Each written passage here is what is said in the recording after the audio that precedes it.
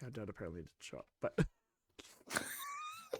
another tech issue. Just welcome to the show. Just you know Today, what? Just go roll with nuts. it. Just roll with it. Today on the Shrewd Dudes podcast, we are going to talk about a few different things. Oh my gosh. In this week in satire, we are going to address how, the Budweiser Clydesdales are now just cows. Oh yeah. Definitely now just cows, because they cannot live with the embarrassment of being connected to a certain person in woman face. Totally normal. Totally normal. Nothing to see here. Yep. Perfectly fine. Yep. Nothing to see here. Exactly. In the Reds of the Week, we are going to address how in Canada, it's just like a continuing spiral down to no free speech for you. Mm-hmm. And Big Brother, Where Art Thou? We're going to talk about how corporations, despite public backlash, are still trying to push the woke agenda. And we're also going to talk about how there are certain individuals, there are certain organizations which are fighting back, and this is a good thing. And then we're going to finish off not with any of our normal segments. We're just going to do news you may have missed. And of course, you can use that time. We'll have kind of an open chat section where people can talk, because this is right before Easter. So it's probably not going to be as long as our regular shows. Mm-hmm. Today was a very slow news day, and it's just the way it is. Please note there will be... I'll describe this after the intro. So do the intro, and then we can describe all these tech issues. Yeah, you got this, bro.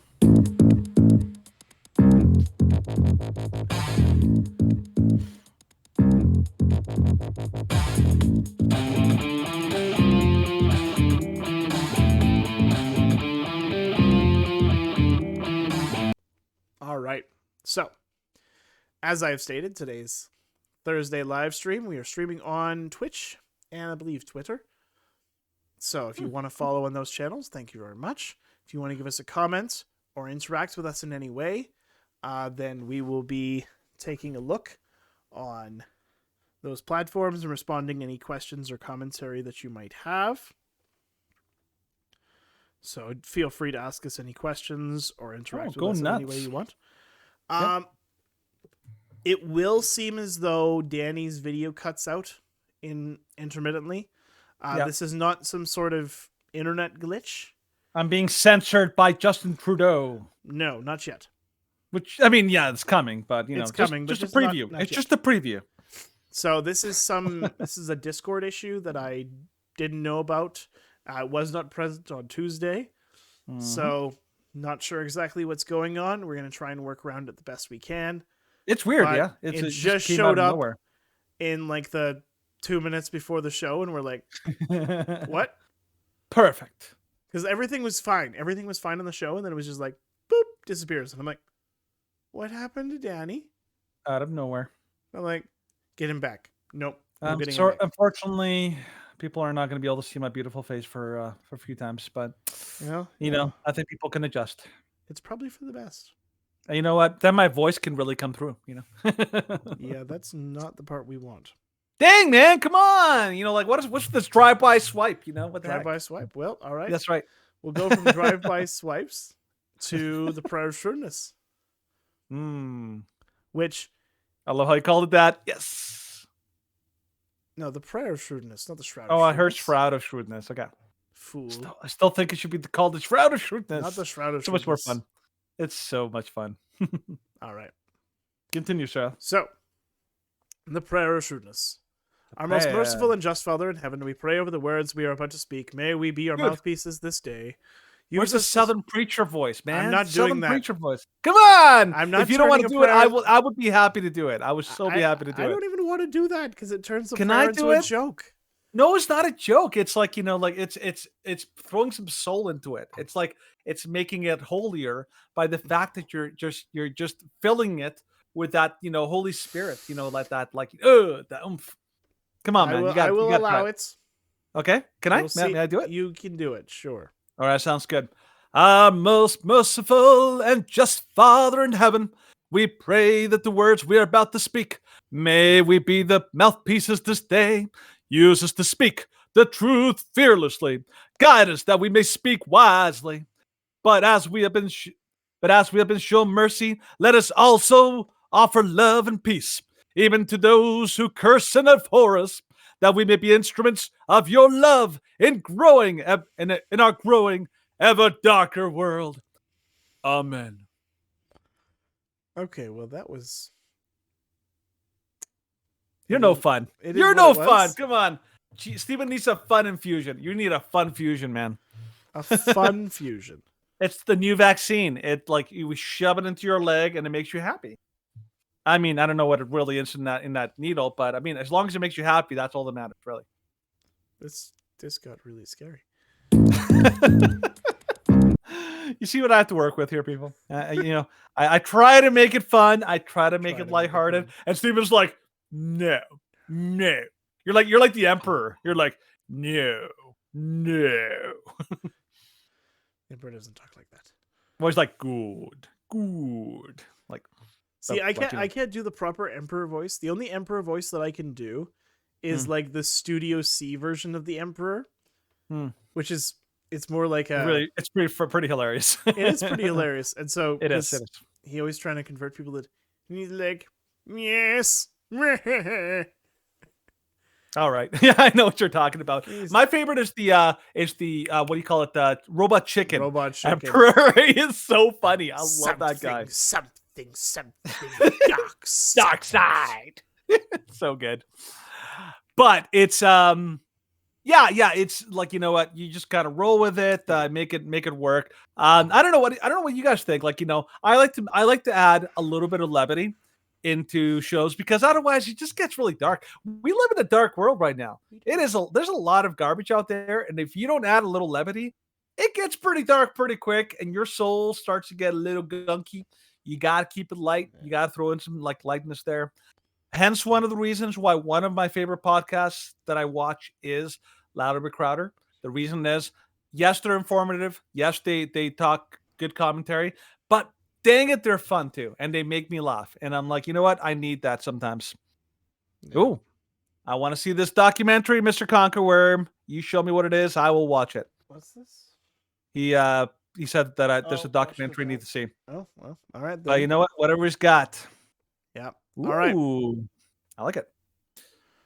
Yeah, I'm basically gonna be having to like read everything off my phone if you want to see Danny's face. So should we have a poll? Be like, would you like to see Danny's face or hide it? Be like, no. Yeah, I want to see my face. I cannot do anything with him right now. It's sort of annoying. You know what, Steven? Let's just go with it. Whatever happens. As long as I mean, this is a commentary. Yeah. It's not really a visual. It's just we talk about things. As long as people can see what we're talking about, okay, I figure that's fine. People ask, let's go with it. Talk with some clown stuff. So, yeah, whenever we watch a video, you're definitely not gonna be able to see Danny. That's all right. We'll make it work. Okay, so this is from Clown World, and just watch. This is how crazy our world is. Acknowledge that. Get this guy on film. Get this guy on film. Look at this guy. I'm the loser, and look at you. You're in a dress and have a mustache. I also have a uterus. I'm sure you do. All right, back to you. All right, back to you. So from a okay. He's like, I've been raped. Okay.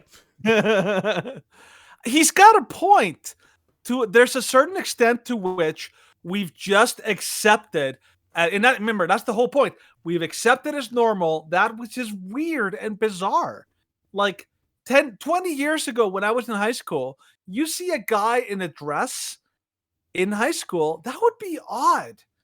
And the idea that guy in a dress would call you like a loser, be like, yeah, I don't think you really have the you don't have you're any, not really in a you don't have any position ground to say that. Here. No ground to stand on, buddy. No, I mean, those heels are definitely digging into that pit you've dug for yourself. But now it's normal. Now it's like they're the normal ones. It's crazy, right? That's why I like this video, because it shows you. No, that's not where it goes, man. Oh, it goes here. It goes after. Yeah, that's right. One. It goes after the second one. Thank you. He's got this. All right. Steve's got it. This video. Yes. So this is one of our favorite shows, by the way. Seamus Coughlin is hilarious. I miss him so much on Timcast. I so wish he would be back, but he's not going to. Yes. Sad. Teary Sad. eyes. But yeah, so great deal of video. Show us what we got, Steven. Sure.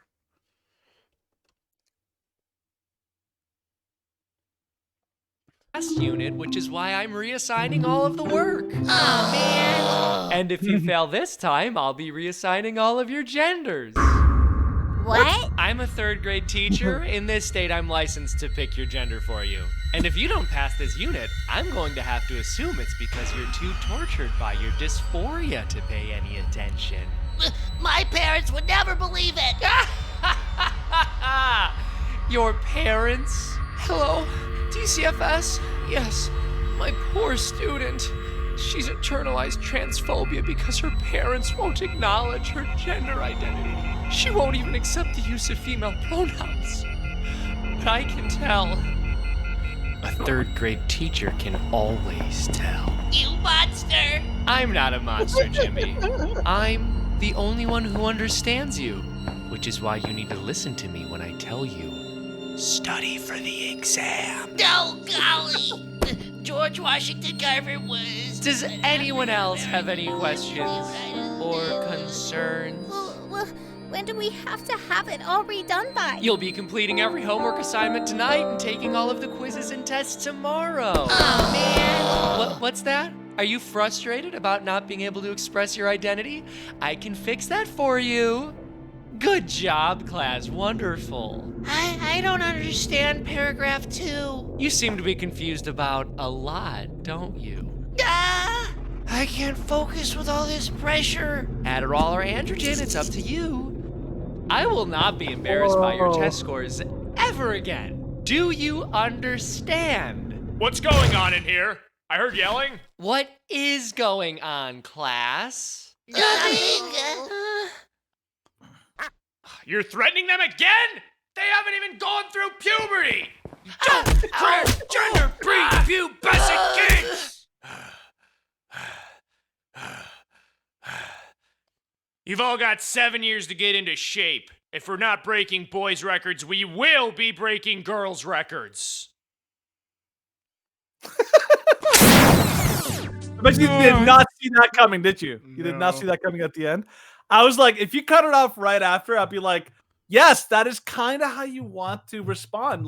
Because that's what's going on. Schools right now in both Canada, US, and a lot of other places worldwide, you basically can literally indoctrinate a child and convince them of something that you want to convince them of.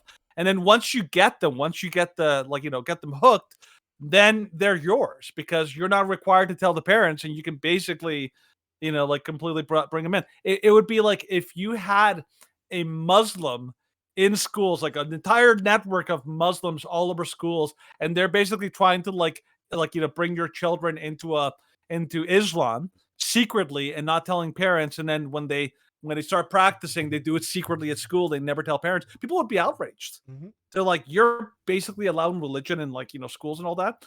But no, this is seen as different because it's like, it's crazy. The fact that Well, teachers can get I away was with actually this. re-listening to. There was a segment that that Vice, because Vice has these panels where they go back and forth, and they were talking yeah, of about course. education. Yeah. And so they're like, well, I think that parents have a right to decide what their children are being taught, and if they don't appreciate what their children are being taught, Mhm. then they should be able to pull them out. Absolutely, yeah. And this one transgender teacher was like, Of course. well, what if they pull them out because they just look at me and say no? And it's like, well, that's also their right, That's right. because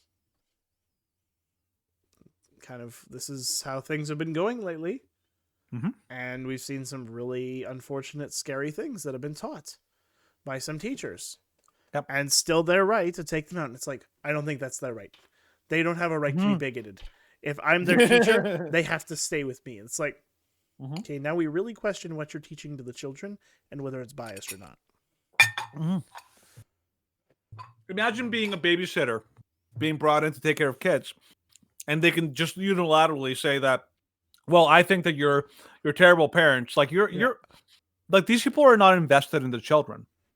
I mean, they say they are, but they basically have them like at the tail end of like what 6-7 years of like these children. These parents have been like investing in these children for years into their well-being. They're the ones that brought them up and cared about them and all that kind of stuff. And yet here you have some teacher that comes in and says like I know your child more than you do. Like it's ludicrous when you think about it, but that's actually what's happening. And it is a trend that I think people don't see.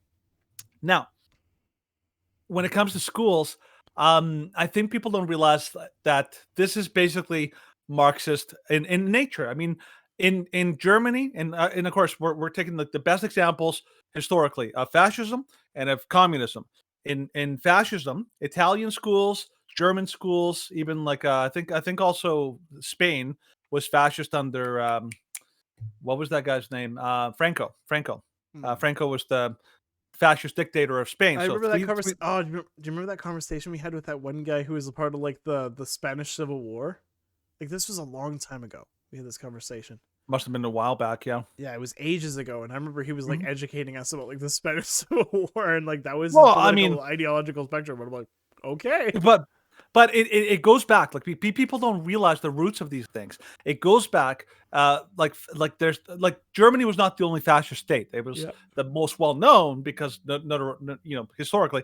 But like Italy was fascist. Germany was fascist. Same with Spain, and they all had public indoctrination in public schools. They believe that children belong to them and they were their property. Parents are just caretakers. And if parents are not teaching them the proper things to make them good little fascists, like obviously in Germany it was called Hitler Youth, but in Italy they have different names. That was the idea that the children belong to the state, not to the parents. Yep. But funny enough, the same thing happened in communist schools in Soviet Russia, as well as in Maoist, communism, as well as in Cuba. The state basically owns the children, and they're the ones that teach the children how to be good little communists. And that's exactly what they do. I think it's called the Kosomarov.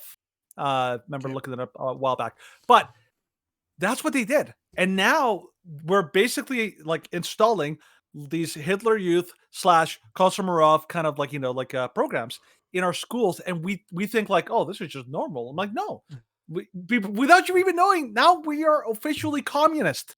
We are practicing communist ideas into schools. This didn't come out of nowhere, and people like it blows my mind that people don't realize that this actually happens. This is the way. This is what's going on right now. That's why that cartoon makes sense. By the way, you're still getting it wrong. That is not where that goes. Come on, man. Come on. This one? That's the one. Yes. Yeah, that's where I put it. Oh, you put it later. Okay, cool. Yeah.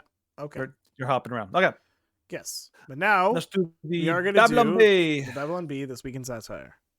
And Danny is going to disappear for most of the segment because that's okay. He has to. Oh, I can eat my Nobody wants to see his face. Where? That's okay. I can stick in my face too. Okay. Well, apparently I can read it now with you in the screens. No, now you're just too bad. Okay. So Budweiser replaces Clydesdales with cows dressed as horses. in a natural continuation of a push for diversity and celebration of transgender lifestyles, Anheuser-Busch has announced the company will be replacing the iconic Budweiser Clydesdales with cows that identify as and dress like horses. We feel this is the natural next step, said Anheuser-Busch CEO Brandon Whitworth. If we're going to bend reality and ignore all basic understanding of science and biology with our Bud Light brand, then it only makes sense to make that philosophy consistent across our other brands, including the classic Budweiser advertising campaigns. Logic. The beverage giant scoured the nation in search of dairy cows that live their lives as horses. Is this a cow? Oh, this is a dairy farmer.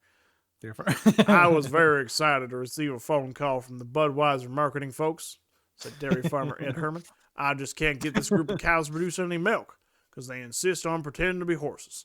I was ready to put down the whole herd of them, but now they can actually make me some money with a sad campaign. Nice. Good cows. Yep. No, that's the dairy farmer, not the cows. Well, I mean, see, they're good cows now. You know, Oh, now they're good cows because they're actually making now money. because they're making money. Yeah, good job. Yeah, don't have to Good shoot job, 'em. cows. That's right. So Budweiser marketing executives have mapped out an extensive campaign that will accumulate an emotionally stirring commercial during next year's Super Bowl broadcast. Mm. We really want to tug on everyone's heartstrings, said the company's marketing spokesperson, Katie McDonald. We're That sounds absolutely like a certain that everyone in the white female. country will be excited to follow the journey these proud horses embark on to discover their true inner species. Ugh. At publishing time, Anheuser-Busch reportedly also in discussion to replace the famous Budweiser frogs. Oh yeah, those ones. Yeah, remember somebody made that. I don't know if you watched. Budweiser. No, but they actually changed it to be like, transgender, transgender. With a group of gay frogs that were spoken about by the conservative media personality Alex Jones. They're making the frogs gay. Well, yes, technically they made the frogs trans. Oh, they're making the frogs trans. But yeah, so that one's just one example of all the things which we love about the Babylon Bee. Mm-hmm. They have just fantastic segments. Well, Babylon Bee is I love the CEO of Babylon Bee. He did a Seth great Dillon, job yeah. of explaining. Seth Dillon. He did a great job defending why satire is important, because satire is essentially a form of mockery of basically you have to expose bad ideas. You have to not only expose them, but you also have to ridicule them in order to expose how bad they are. I remember one of the things my friends and I were talking about this, if somebody presents you, for example, with a very terrible idea, it's an appropriate response to just laugh out loud, be like just completely Yeah. lose your lose it in laughter. I'm like, I think that is actually a proper response because it snaps you out of it. You realize, oh, this idea is really terrible. Yeah. That's why it's ridiculed. Like, it's like that. Did you watch that video of Riley? I think her name is Riley Gaines. Yeah. That swimmer. And then she was in and that professor says, if two people were dug up 100 years from now, could they tell the what they were from their bones alone? And the guy's like, well, no. And everyone just laughed. Yes. Everyone's like, well, duh, of course you can. He's like, well, I don't see why everyone's laughing at me. I have so many credentials. I have a degree. I have many degrees. Like, bow before me, you little plebs. peasants, you plebs. And that's the thing. It's laughter is good. It's good to ridicule bad ideas and not you're ridiculing the ideas, not the people. Yes. I think what happens with too many people nowadays is that they think like, focus you're too much laughing on at the my people. idea, you're laughing at me. Yeah. Right? You've And offended me. Yes. Well, like That's- even last week when they were doing, I was showing my coworker the video of the Babylon Bee of like the disciples like pulling the elaborate prank, Plank. Yeah, the Plank. prank, yeah. and he's watching the video and he's like, yeah, that's kind of true. And I was like, it is true. It's true. Yeah. Because it'd be like, so are we gonna get like money and power and be famous? No, we're going to be brutally murdered. And it's like, wait, hold on, why? And he's like, I'm totally on board with this, but just want to clarify a few things. Like, are people going to love us? Like, are we going to be? No, we're going to be hated. And he's like, I'm not seeing the appeal. Come on, John. Like, you got to be in with this. It's got to roll with it, bro. Yeah, just got to roll with it. It's got to go with it. Oh my Well goodness, that was so funny. done. They did a good job. I was laughing All right. so hard. All right. Well, Anyways, let's we move do need into to the move on to rant of the next week. segment. Yes. Let's make it happen, man. So let's make Denny disappear again. What now? Yeah, and I'm just gonna stop caring for a while to try and replace him. Okay, so we're gonna watch this video.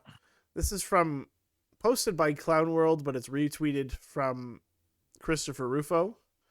So it's Canadian politician Kristen Wong-Tam, who uses the pseudo-pronouns they, them, proposes legislation to criminalize offensive remarks within 100 meters of Drag Queen Story Hour, which is, of course, very similar to what has happened here in Calgary. So here we go. Firstly, it enables the Attorney General to create a 2S LGBTQI+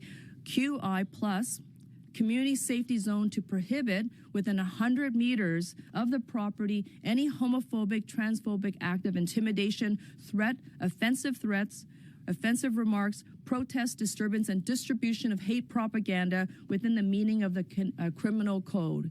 It also comes with it a penalty of $25,000 if prosecuted successfully. Firstly, it Yikes. $25,000. Okay. Yeah, so they're up in the ante each time, right? Like here in Calgary, in Alberta, it's 10,000. But of course, they're gonna ramp it up to like 25,000, and then eventually 50,000, and then they'll just keep going and all that kind of stuff.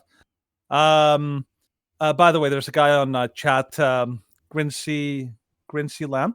I'll respond in a little bit once I. I can respond. It's you can okay, go for it. Just clarifying one thing. It's not to indicate a state of emergency. It's to indicate a state of distress. Because state of emergency is different. Because the state of emergency is like, yes, we do need running water and like food. No, state of distress is that like the nation is in a very problematic place politically, and that our rights and freedoms are under attack, and we have no moral values as a nation. That's what that believe it or not, we get this question. We get this question all the time because people see your flag and they're like, "Why is it upside down?" I'm like, we should almost put like a little disclaimer, be like, "Here's why." That. Just a quick rundown. Canada's in a state of distress because we live in a police state, and there's lots of examples that we've listed in many episodes about that. Free speech is under attack in Canada. And Bill C-11 is the best example because Bill C-11 is the government decides who can and cannot speak. And there's also like that they're trying to confiscate and ban guns across Canada, which is problematic as well. There's the fact that our government is basically continually violating our rights and never ever is held accountable for it. We live basically in a republic. We can go on, but there's a lot of reasons why Canada's in a state of distress. So I just wanted to address that really quick. All right, so that video, Stephen, about what they're doing. Okay, so here's my take on it and why I think it's important. Okay, so the whole idea here is that they're creating what are basically free. It's hate speech zones, I guess, would be a good way of putting it. The idea behind it is that within this area, within this little section area, you're banning free speech. Okay, so you're making pockets around all sorts of areas where free speech is not allowed. Okay, and of course the concept that they put this under is the concept of two concepts that they kind of tag onto this. One, the concept of hate speech. Hate speech isn't free speech. I don't know if people have heard that. That is just not true. The whole idea that hate speech is not free, that free speech is a thing, but we're gonna carve out a whole bunch of things that you can't say that are hate speech, and then it's full free speech. That's not true. It's free speech and hate speech are two complete opposites. They're binary. You either have hate speech laws or you have free speech. You can't have both. There's no in between. The reason is because if the government gets to decide what is appropriate and what is and isn't acceptable to say, then you no longer have free speech. Now you have approved speech. You have dictates from the government saying what you are allowed to say. That's the reason why free speech is important, is because if the government has the right to basically punish you for saying things that they themselves don't see as good, then you've basically lost the ability to speak, and that's when tyranny and abuses of power from authoritarian governments can happen. That's what's happening here with this law, of course. And by the way, it doesn't matter which government you try to point to. Any authoritarian, any totalitarian, any power hungry government, from the Venezuelan government, that is literally completely controls its people, to the Chinese government right now, they always justify their crackdowns on free speech under the guise of safety and under the guise of protecting people. That's always what they say. They always say that it's about protecting the greater good. So the idea that people always say, oh well, we're protecting people with from hateful speech. I'm like, well, no. And this is a very simple, like, case to make.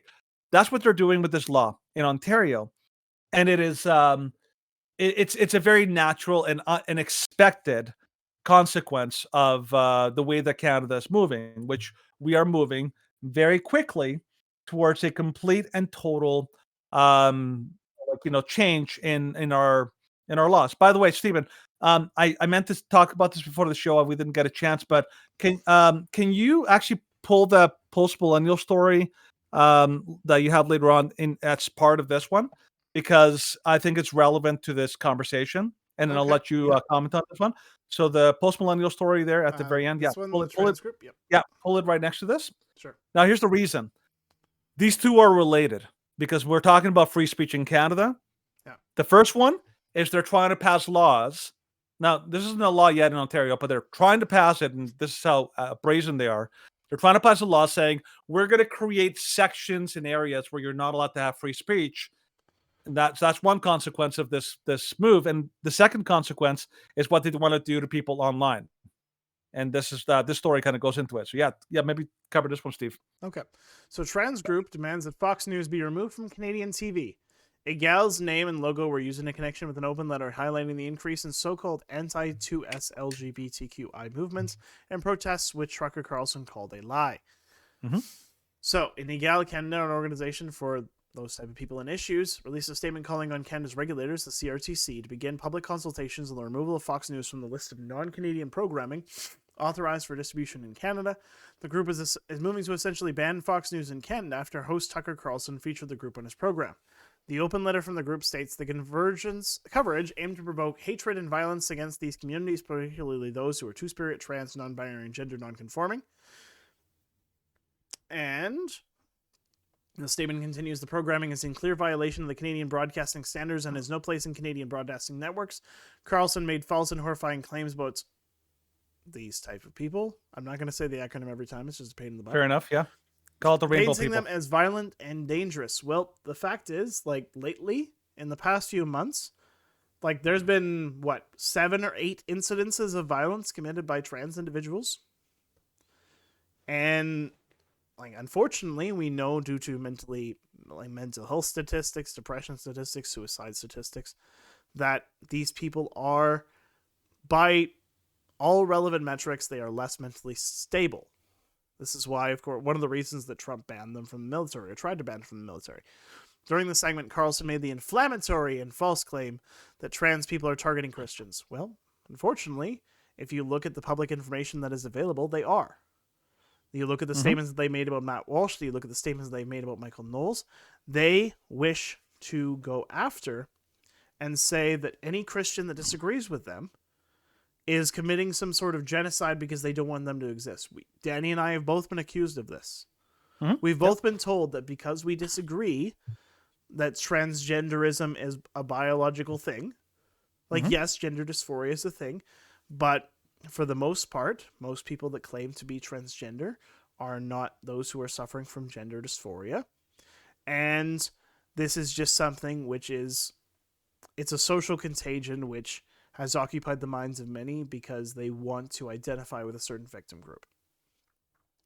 So, to continue on with the article, to position trans people in existential opposition to Christianity is an incitement of violence against trans people that is plain to any viewer, they claim. The segment also contained a range of other malicious misinformation about such people, including that trans people are given preferential treatment in employment. They are. This is clearly an attempt to stoke resentment against 2STNBGN people.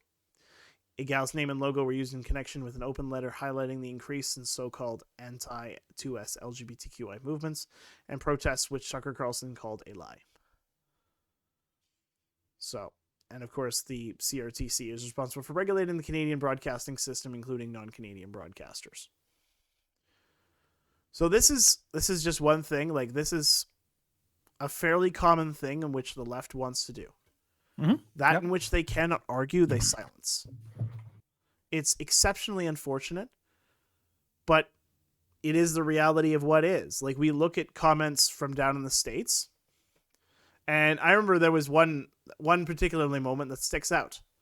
and it was a debate in which it wasn't a debate. It was Michael Knowles went and gave a speech, and a professor at the college was like, "I agree with the protesters in the back," and he's like, "Well, that protester says that speech is violence.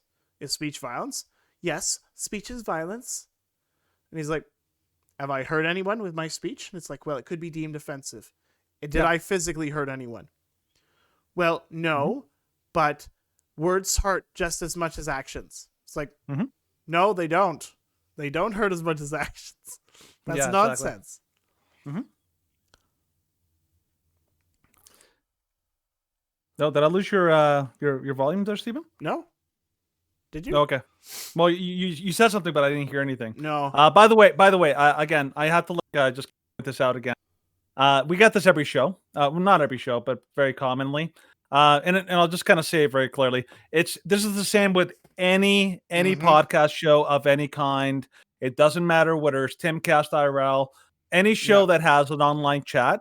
When people ask us to provide all sorts of every single claim every single claim that we make live on air, it doesn't work. We can't do it. I'm happy to do it in any other context. It just doesn't work. You're either devoted entirely to an online chat and then there's no show, or you're doing a show. So I hate to say it. I know people always accuse us of like, oh, well, you're just not being like genuine. I'm like, no, it's not how it works. We're here because we're talking about stories and yeah. Like, no, well, let's just address them. Dude, stop being disingenuous and stop like asking for clarification. Like, are you just that stupid? I just have to ask this. Like, are you that dumb that you don't understand like basic English? Like, I don't want to be really rude, but dude, seriously. Like, are you this unaware of basic reality? Yeah, it's a very common tactic. We run into it all the time. It's just a reality of doing a podcast. When you're doing a podcast, you're talking about articles. You're basically there to talk. You can't stop and do like internet research as you can. It just doesn't work. So I think that's all I want to say about that, because we run into this all the time and it just doesn't work. Okay, so going back to continuing on, because this is an actual like we're talking about like the articles and not doing like like silly talking on chats. Anyways, so here's the thing. So when it comes to all these laws, so both the Ontario legislature basically saying that we're going to make free speech illegal in certain zones, like that is not hard to see that you start with creating like free speech no zones in one area, and then you start making them everywhere until eventually you basically make free speech illegal in all of Canada. That's pretty much how this works. They've already done this with abortion laws. Abortion centers, they're like, they make bubble zones like, you can't have any kind of like pro-life advocacy of any kind within 100 meters of these things.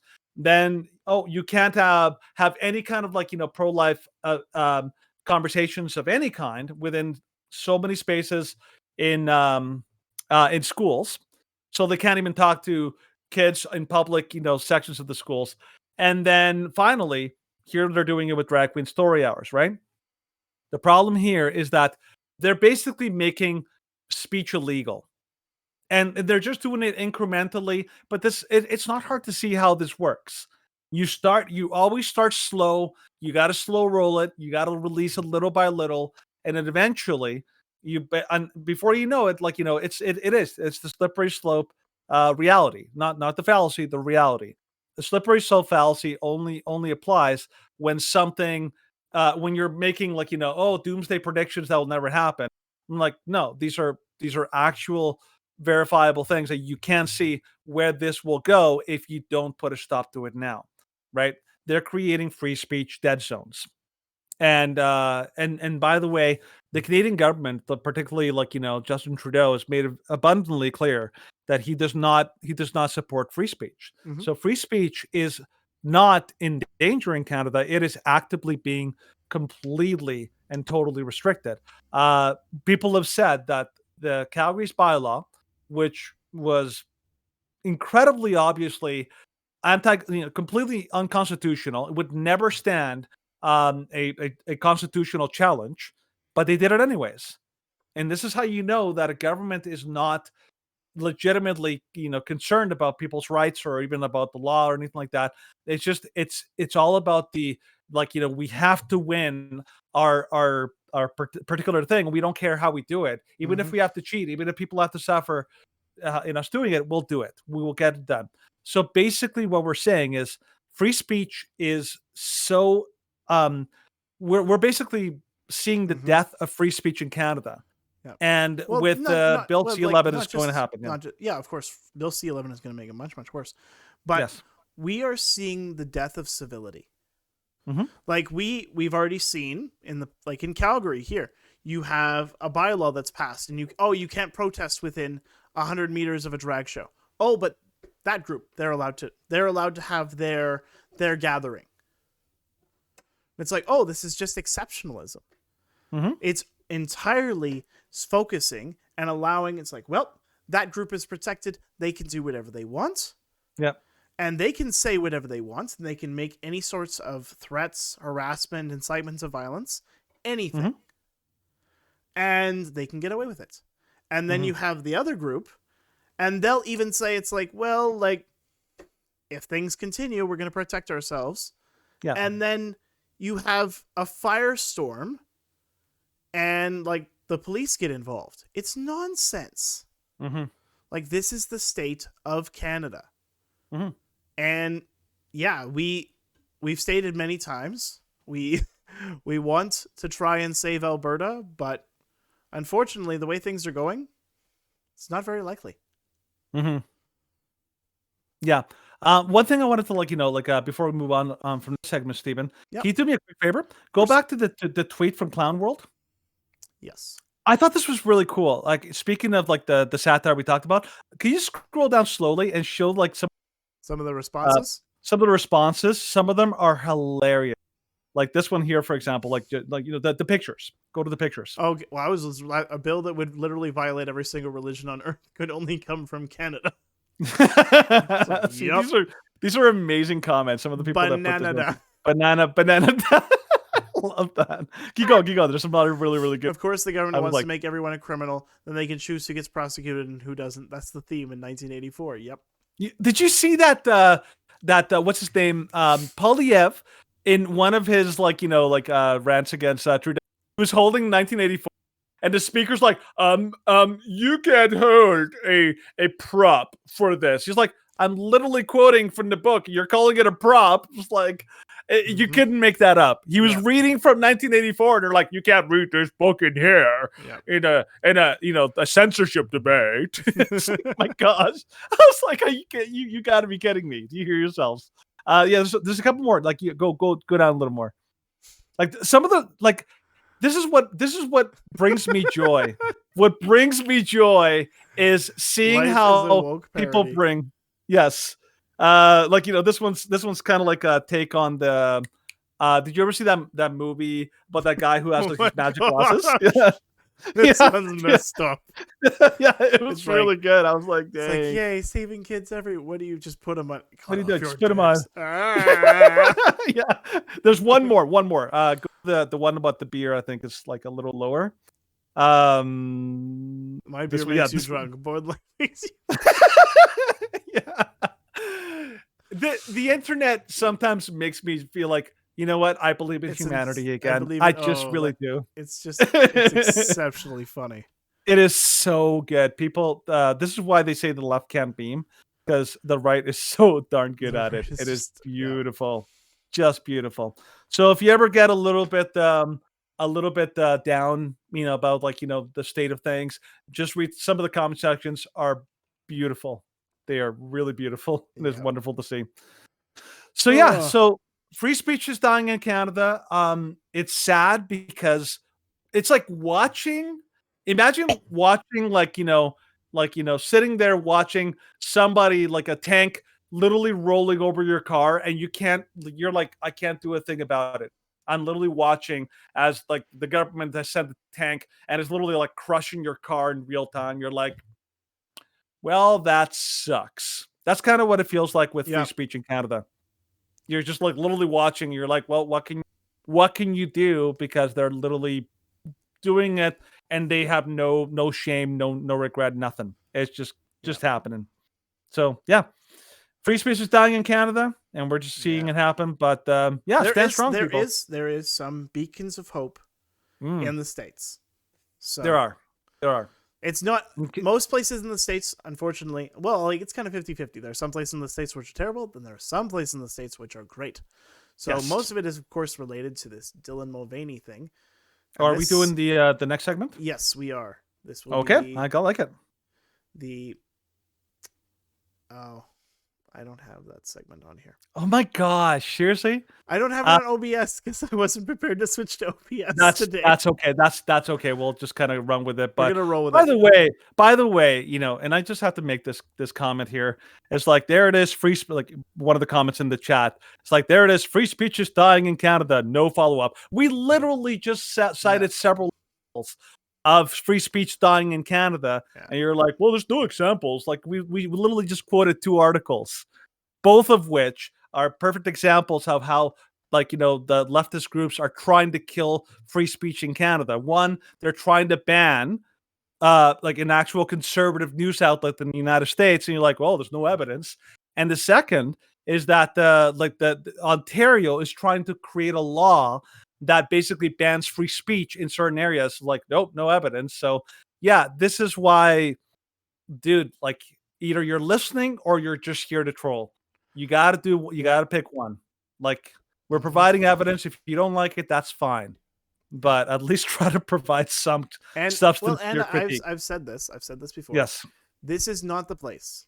A live stream is not the place to have a source-filled analysis and back and forth. If you want that, then email us. Yes. Then we'll be happily to send you, like, this is kind of what Danny does. Mm-hmm. I'll show you. I do research. Like, this is what Danny will do. Shrewd resources. Let's just talk about things we can talk about on YouTube, because YouTube are, of course, censorious dirtbags. Masks. Oh, look. Sources. If you want to have a debate about this stuff, bring it on. Just not There's now. over 100 sources that I put on. Like, I've spent hundreds of hours researching everything that we talk about. The show, like this show alone. How many articles have we brought up on this show alone, Stephen? Like probably 12 different articles of things that we're going to talk about. When we talk about things, we actually show you the article, we go through it. So yeah, it's just very disingenuous when people say, like, well, you're not providing sources. Like we're not trying to. We're just trying to provide a show. We're not trying to provide your sources. We're not trying to provide the sources which you're demanding of us. But exactly, you can see on the top we have 23 tabs open. And every single one of them is something we're going to be addressing and going over to try and provide some sort of backup. So like this section, which we're going to be talking about now, we're just going to be talking about Dylan Mulvaney. Yeah. So like we've talked about Dylan Mulvaney. We talked about him and his connection with Bud Light. And this is, of course, a segment from the New York Post, and it is more opinion based, but it's going to be going on and addressing other issues moving forward, because this is how we do the show. This is political, cultural commentaries. What you do, you basically bring up an article and you talk about it. It's not a prove everything that you do kind of segment. That's not what the show is. If that's what you're looking for, I'm sorry, that's not what the show is. Yeah. So moving on. Anyways, so like this week, so we're gonna cover this. The topic here today is how the corporate media, and this is a phenomenon that we're seeing right now. It's a very, very common phenomenon. Now, if you're just a casual observer, if you're just I don't know, just somebody who goes to work and has a lot of other focuses, and maybe you, I don't know, watch something on the news when you get home, or maybe you listen on the radio or something like that. You're barely cognizant. You may not know this stuff, but me and Stephen study this all the time. Yeah. So what happens is we're seeing a trend, a phenomenon, where major corporations are basically they're presenting ad campaigns that don't seem to make sense. They seem odd, because you're like, let's say, for example, you're a shampoo brand, and you're making a big ad campaign that is that is talking about drag queens, or it's talking about something that's completely unrelated. I think a good one would be Tostitos. Like I think last year, Tostitos made this big, humongous thing about like these two guys, uncles who are gay. Had nothing to do with the chips. Yeah. Nothing. Like it didn't. It barely even like the chips were just like a secondary issue. It was like, no, we have to push the LGBT message to people on purpose, and it just seems odd because you're like, why are they alienating their viewer base? So that's the topic, that's the theme, and alienating here's viewer the basis. yes. So here's the article, and this was really showcased this week by Dylan Mulvaney, who is basically the spokesperson right now, the face. Essentially, he is the face of the radical left right now. Yep. He's the face, and he's their spokesperson. So go on, Steve. Yeah, well, he's one of them. He's one of them. No, I The mean, other ones are a he's the little main face. Yeah. Well, no, he's the kind of the faux innocent face. He's the woman face of the far yes, radical leftist. So Legitimately, that's a woman face. Well, yeah, and of course, the latest evidence of Nike, the company that once celebrated athletic merit, has anointed transgender influencer Dylan Mulvaney a brand representative. Alert the media, I'm entering my workout era. Showing off a sports bra. Bud, you don't have anything there. There's no boobies there. Sorry, sir. You don't even have pecs, dude, because you're just like a board. Well, I would not be surprised. Yeah, okay, so Dylan Mulvaney, he's going all out. Dylan Mulvaney, so like I don't know if you've seen, like a lot of people have showcased a kind of like a history of Dylan Mulvaney. Dylan Mulvaney, way back in the very earliest days of his Twitter and TikTok videos and all that, he would do everything. He would do animal videos. He would do drama, reenactments and all that kind of stuff. And he's always been a star for attention. That's always been his shtick. Did you see that clip of him on The Price is Right? Yep. Where he was on the show, like if you've never seen it, like he was on the Price is Right, and he was like, and of course back then he was still calling himself a man, and he was like totally like just flamboyant and being like really ridiculous and just going out of his way, right? And so this is how he's always been. But what happened is when he basically stumbled upon the transgender identity and started making it, his videos like suddenly exploded and his video views went nuts. And then he invested 100% into this because Dylan Mulvaney is really very, very easy to see. He is a textbook narcissist. Anything that gives him incredible attention and he gets like love and all that kind of stuff, and now he's actually making a ton of money from it, of course he's going to commit to completely. That's why he committed to a surgery. So this is why this man right now, because he presents himself as a very fun and happy and the happy-go-lucky. He's bubbly, which is why people like him. He's like, oh look, he's so friendly and so happy and all that. Not realizing that he's basically a wolf in women's clothing. He's basically the gender confused wolf from Shrek. Oh, are you commenting? Yeah. Yep, for now. Okay. So in the article on New York Post, so Dylan Mulvaney is basically been famous this week for a couple of things. So I don't know if you could scroll down, Stephen, to the picture of him on just below the there. Yeah, so right there. So obviously, why are we talking about Dylan Mulvaney? Well, a couple of things, because he has been in the news in a big way this week for a couple of things. So the first one, he's in a Bud Light sponsorship. Essentially, Bud Light.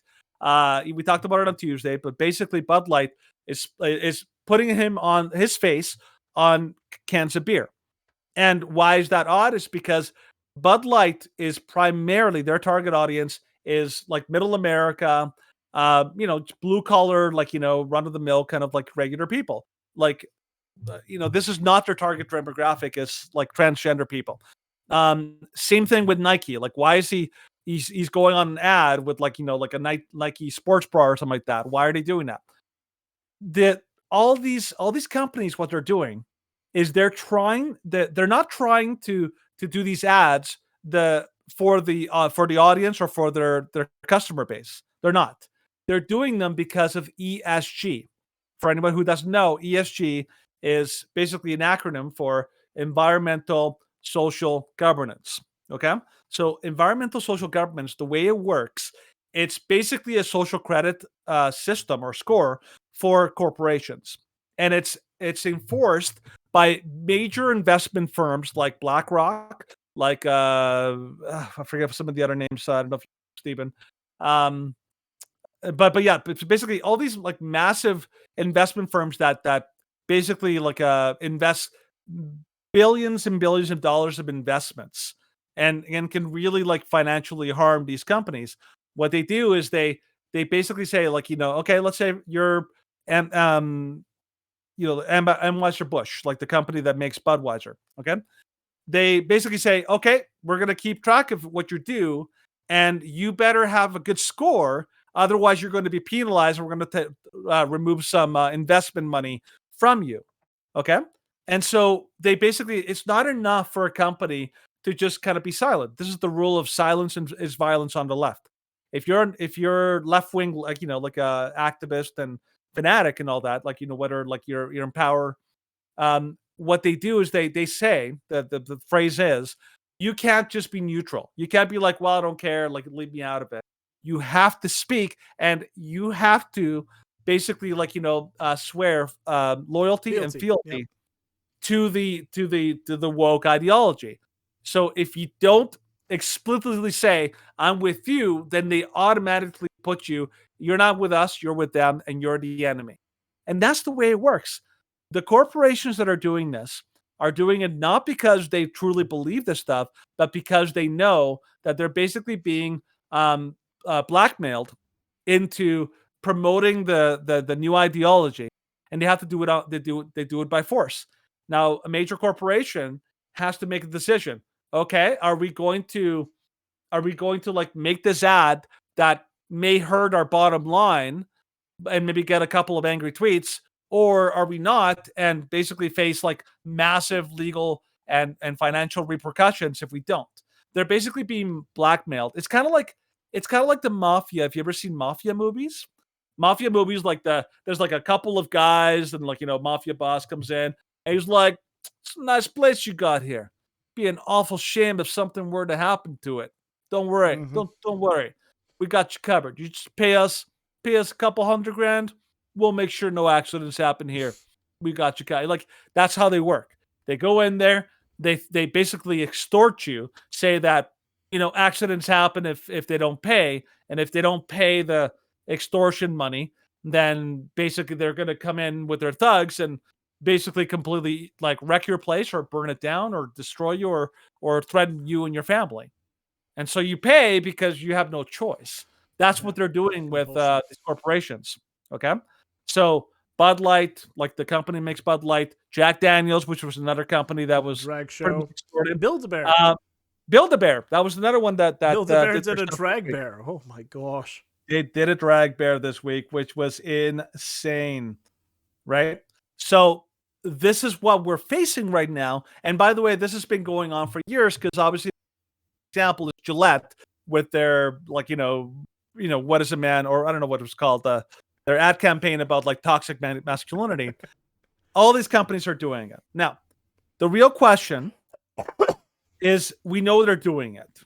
Yeah. But the real question is, okay, what do you do about it, Stephen? So, Stephen, tell me, what do you do with basically companies that are being strong-armed and blackmailed by ESG, like, corporate, basically, like, hijacking?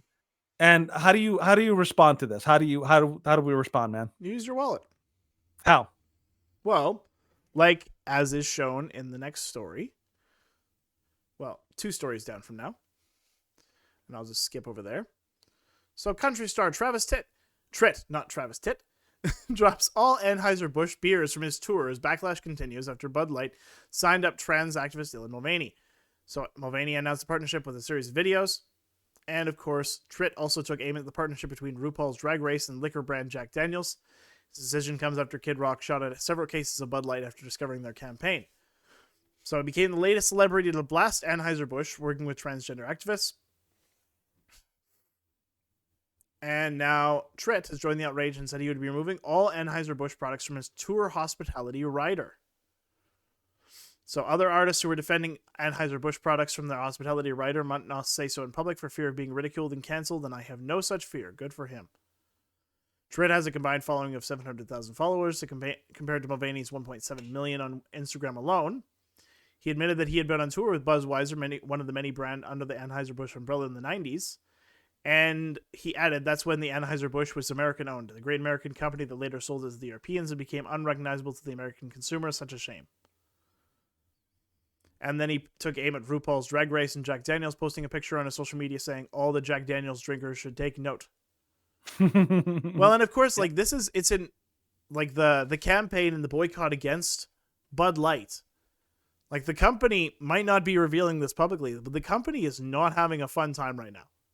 Mm-hmm. They are freaking out because they have so many people, and they've taken basically this massive shot across the bow of their customer base by saying, oh, like, this is what Bud Light used to be. Bud Light used to be, it's like hanging with the boys and like having a cold one and sitting around the fire.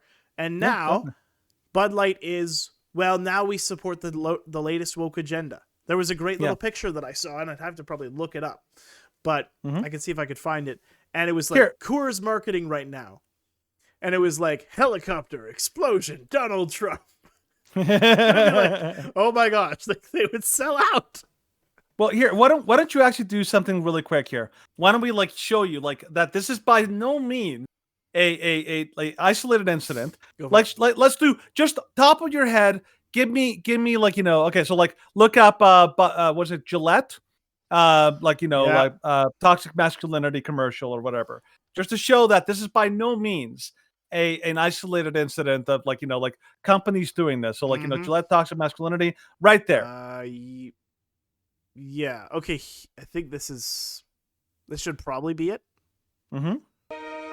Bullying. The Me Too movement against Tonight, a men's razor commercial. Stupid NBC. It's NBC and Twitter and all that. But right there, that was an ad that was completely political and actually gave the middle finger to their basically their target demographic. What about the one that Hershey's, like, you know, the Hershey kind of ad campaign? Her for she. Okay, this is Hershey's. What do Hershey's do? Yeah. They make chocolate bars, and that's what they do. They make chocolate bars, but they got political, and of course this was for International Women's Day, and that guy's a dude. That guy's a dude, but they wanted to push that in because they wanted to get political again. They're making an ad campaign that is alienating their fan base. They're intentionally getting controversial on purpose because and of course, they're mocking those who are paying attention, and they're mocking those who actually have certain value sets. Yes, or they're mocking those that are actually women. Yes, put in like the Tostitos gay grandfathers commercial. Oh, I think it was. Yes, you know those one I'm talking about. Yeah, Tostitos, gay grandfathers. Basically, it was at the day that Day of the Dead or something like that ad or whatever. I remember seeing this one and it was just so ridiculous. Nope, don't want to go there. You don't look those things up on Google. Yeah, we gotta be careful. I'm like, nope. Tostitos, Day of the Dead, gay uncle or something like that. I'm not putting the word gay in there. It's okay. It's gonna bring up really bad things. Dead. I got nothing. No, it's not coming up. Okay, so I've seen the ad. It's kind of like maybe hard to find, but basically what they had, it was a commercial. It was a video commercial. Is they had like this family was having a Day of the Dead thing in front of their family. And then suddenly they're like, you know, Uncle Juan or something like that shows up, and he's like, "Who is this?" He's like, "Oh, this is my partner." It's like, "Oh," and Grandma was so happy. It's like, "I'm so happy you found someone." I'm like, that grandmother is super stinking old. There's no way. I know Latino culture. I'm come from Latino culture. There's no way a grandmother in a like very staunch Latino culture would be like, "Oh, this is so great." Like, no, that's not a thing. That they got super political, and it just became dumb. I was like, oh my gosh, you got to be kidding me. So this is by no means an isolated thing. This is now a absolute trend. They're shoving it down your throat. They don't care. It's like eat it and like it. It's basically like being forced down your throat. It is becoming like undeniable now. It's so every company's doing it. They're trying to force you by just nonstop throwing it in your face until you basically just like be like, oh, this is normal, right? That's what they want to do. Steven, you have an article here? No, I'm just being a dumb. Just What is doing this. Mexico? It's a country. What is a country? This is how this is how you don't do things. All right. No, Oh, like let's talk about the NHL. Mm-hmm. The worst offender right now. The worst offender. Well, okay, like certain parts of the NHL. Unfortunately, my favorite hockey team. Mm-hmm. I don't even know if they won tonight because it just doesn't matter right now. Mm-hmm. So my favorite hockey team is involved in this. Shame on them. NHL goes all in on drag shows at hockey games. Of course. What have hockey games been missing all this time? Pre-game drag shows, according to the NHL. Two recent Toronto Maple Leafs and Vancouver Canucks hockey games began by having drag queens put on a performance for spectators in an effort to celebrate the LGBTQI community. Vancouver performance was a drag show featuring Vancouver-based performers Mix Bukuru, Carrie Okidoki, Xanax, and Jenny Lynn Spears. Yep. And then Canadians took to social media to express their bewilderness about what drag shows have to do with the sport of hockey. Some noted how while they have no problems with drag shows, they did not pay to go to a hockey game to be entertained by one. Yep. So they keep shoving this in our faces and then call us bigots. We don't have anything to do with this. I'm so done with this. Just stop it now. I've been to a few drag shows and it's not my thing, but I'm having such a great time each time. But imagine if it started, before it started, they just played some random hockey game for 10 minutes. That's not what we signed up for. Others commented how drag shows were a form of adult entertainment, not family friendly as sports events should be. Yeah, we talked about this. Family friendly is completely it's code. It's and we're not making that up. That is exactly what the two men who created Drag Queen Story Hours, they explicitly said in the article that their manifesto, they said they're not family friendly in the sense that they're kids and families. They're family friendly in the sense that they're friendly to the queer community. That is their words, not mine. It's completely designed for grooming and indoctrination. The fact that people don't know that, that's fine. It's something you have to research. I've created an entire article about it. Drag queens historically have been performers.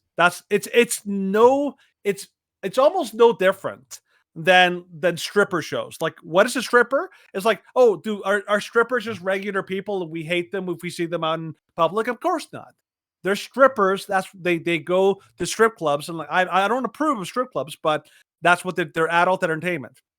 Drag queens, for the whole of history, nobody disagreed that drag queen shows were adult entertainment. They're burlesque and adult entertainment. Yeah, they're burlesque, and now we're trying to pretend like these burlesque performers are these are just normal people for like regular people. I'm like, my gosh, you know what it reminds me of? It's not just pretending that, but that's how it starts. It's just like, oh yeah, like these are just like normal people doing normal things. Then when it's actually exposed that it's like, well, no, this is not normal people doing normal things. When it has like the stuff that we covered during our interview with Derek Reimer, where it was horrific images, where it was horrific videos of dancing and thongs and like gyrating in front of children and putting money in children's t-shirts or shorts or pants or whatever, and they do, and having so many children videos dance on stripper poles. All these things, which can be found on the website. Yeah. And evidence is plain to see. It's happening all over the place. And then they look at that and it's just like, oh, that's just normal dancing.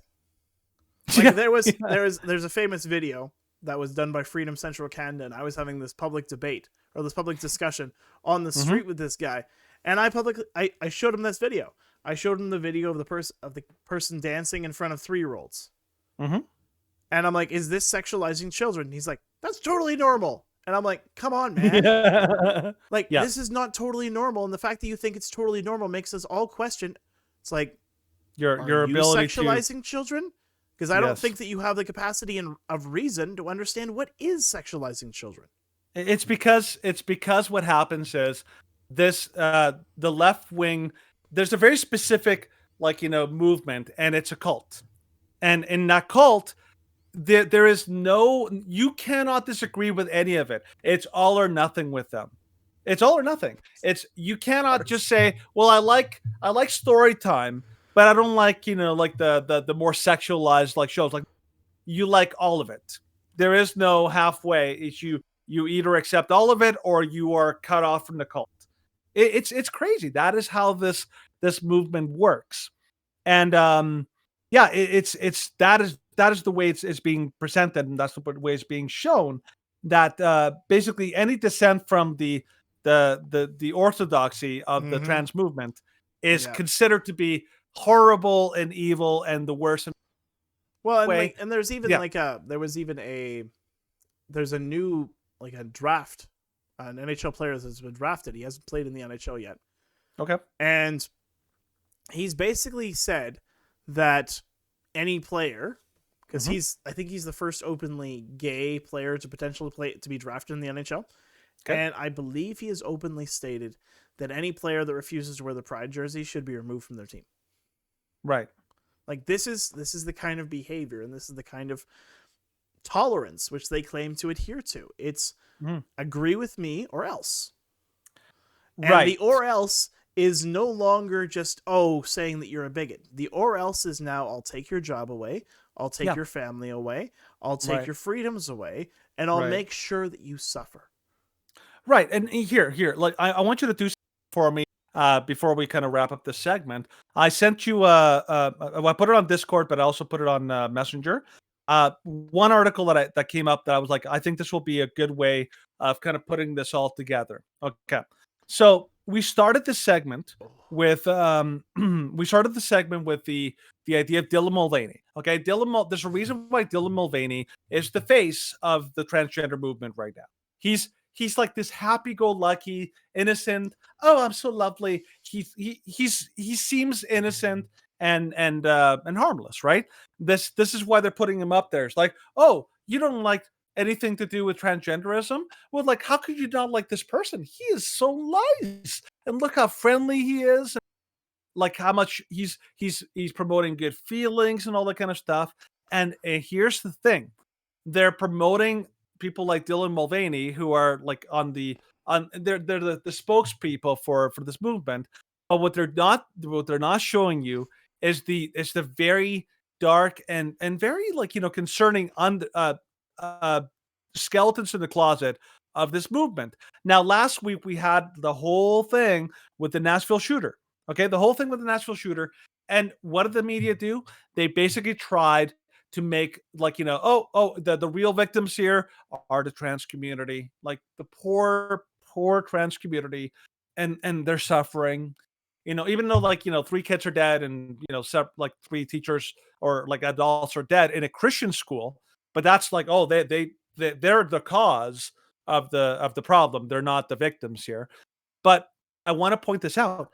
What we're being told, we're being gaslit and told that every single person, remember, it's all or nothing with them. There's no exceptions. Everyone in the transgender community, everyone from the most extreme, examples to the most benign examples, everyone is perfect and all victims, and they're all like wonderful, and they cannot be dangerous and all that. But you, the person who disagrees, you're the dangerous one. That's what they're telling you.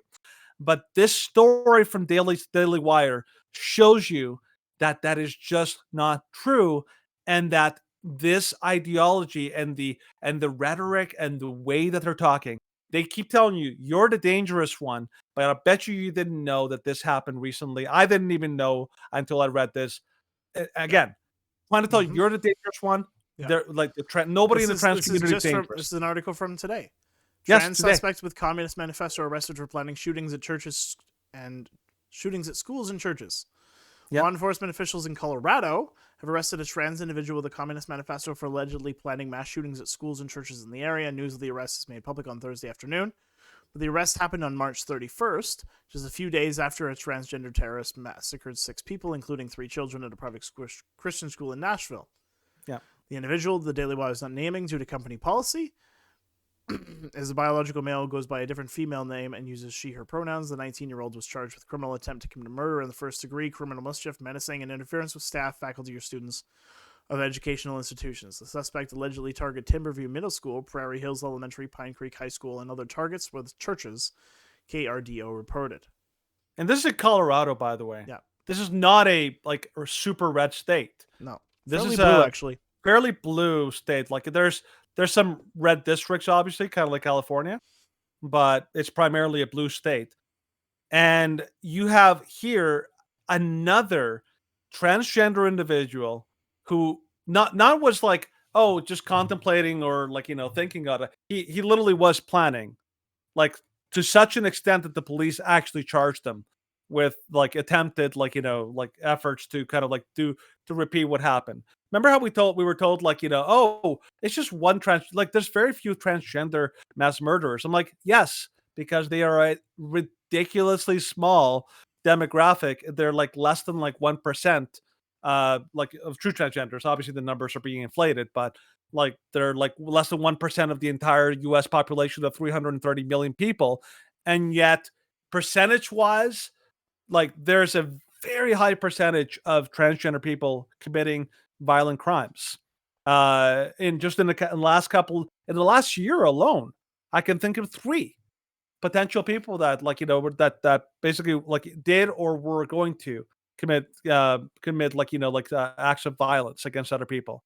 So altogether, it's you have to have nuance in this conversation because unfortunately right now the people in like we showed in the rant of the week, the people who are calling for these things, we always want to be hey, let's act in good faith, let's get together and compromise.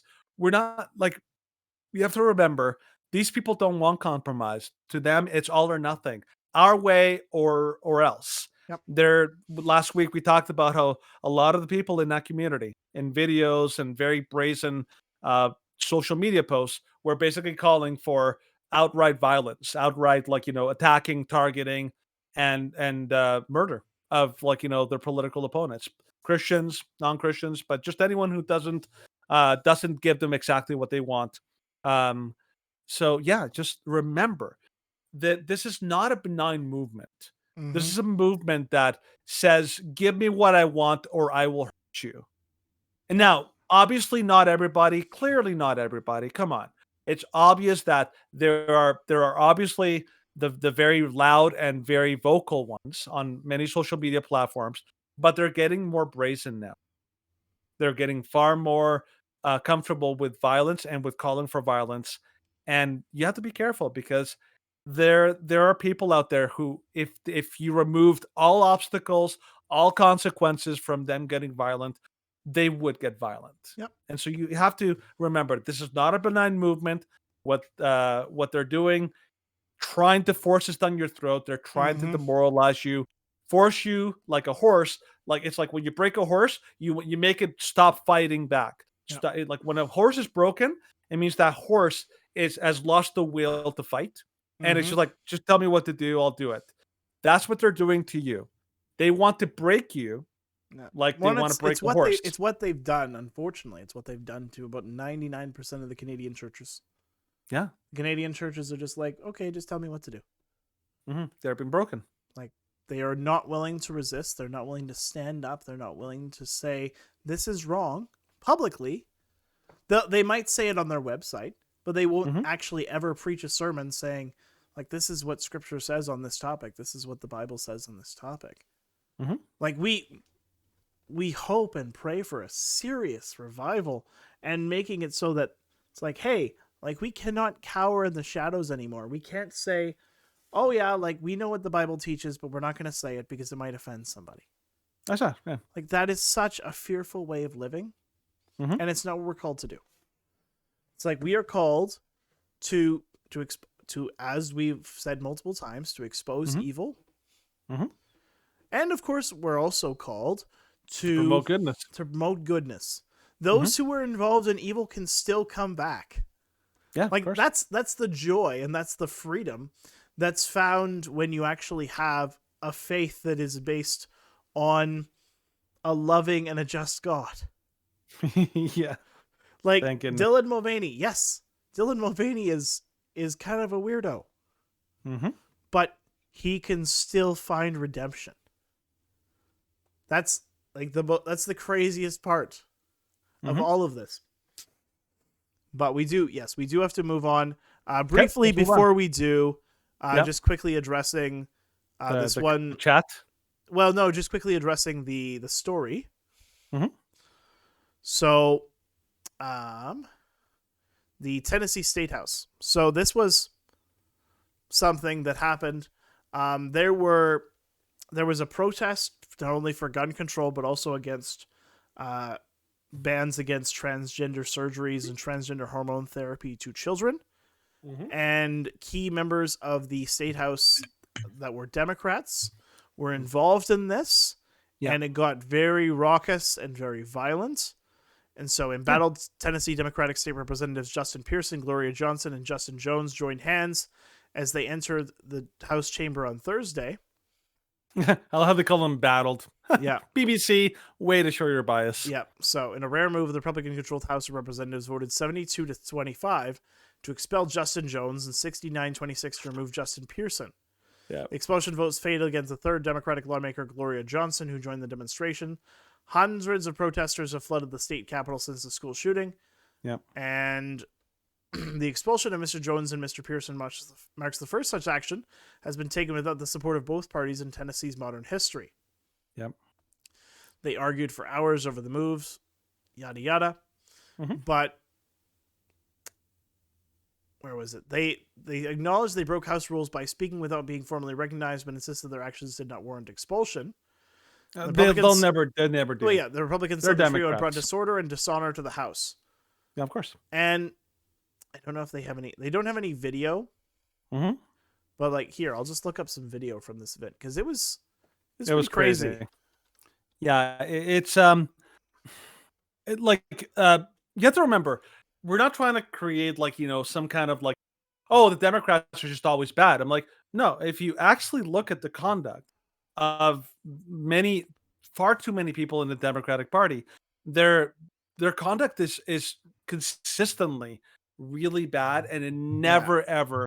It's like you compare the conduct of people in the Democratic side versus Republicans. They always accuse Republicans of being like the worst people on earth and evil and all that. It's Twitter, man. Stop looking at YouTube. YouTube is never. It's never. So one thing one thing we've learned while it was up, and I've seen so many people have realized this. When you're looking for a video clip of something specific, for some reason, YouTube is the worst place to look for it. Yeah. Because it's almost always the news stories, and you never actually see the clip. Whereas Twitter seems to be the only place that you can actually find actual clips of the incidents or whatever happened at the place and all that. It's kind of like the new place to find. Yeah, see? There you go. So the Democratic lawmakers participated in this, where they tried to force their way into the building. They tried to force their way into the chamber. There's a little insurrection-y. Yeah. So yeah, if you participated in that, then yes. If you were encouraging that, you should be removed. Yeah. Like, if there were any members of the House, like, say, just going back to January 6th. January 6th or 9/11. If there were any Republican members that were actually involved in tearing down the barricades and breaking down the glass windows, then yes, they should be removed from Congress. Of There course. weren't. Yeah. But if there were, then yes, they should have been, because that's a crime. Yeah, exactly.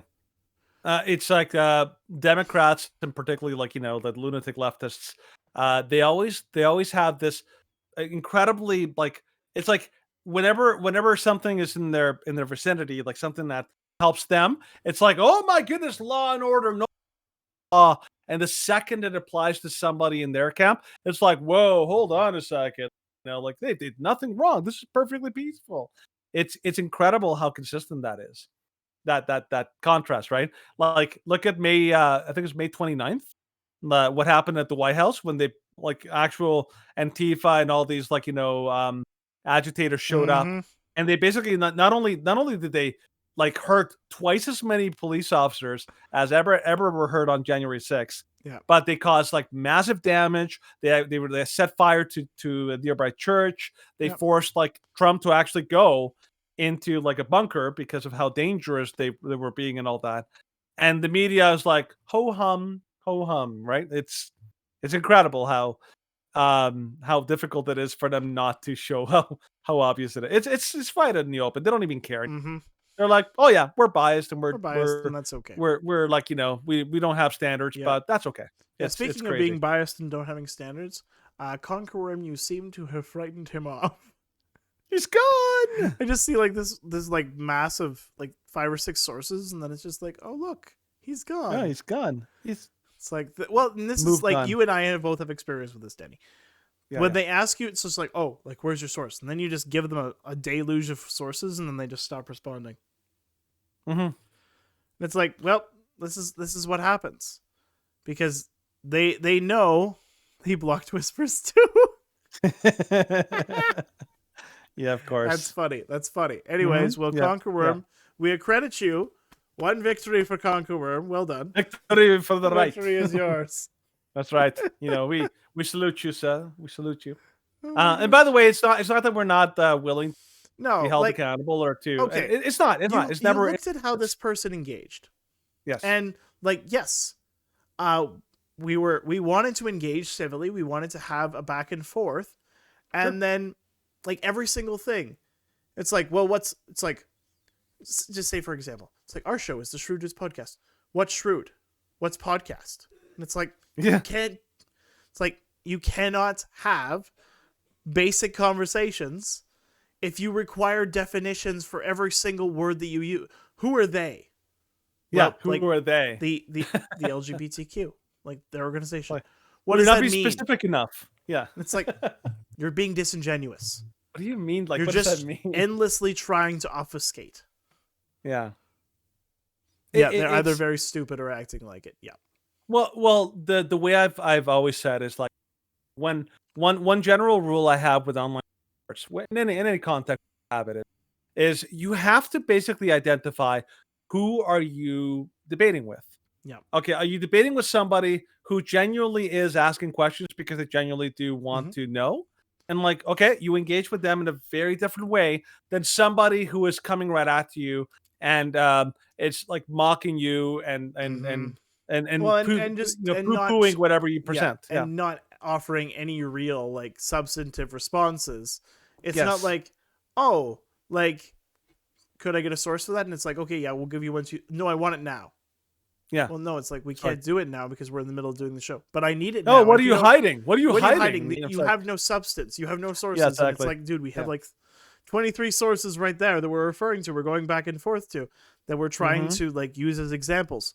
Nope, that Yeah. doesn't count. I want these Yeah. ones. And I'm like, Yeah. I demand sources now. yeah, it's just what it is. Yeah. I think one of my favorite apologists, a guy named Dr. Frank Turek, Mhm. he always had a good way of putting it. He would ask people like point blank. He's like, and of course this is a Christian apologetics, but same principles apply of like a reasonable discourse.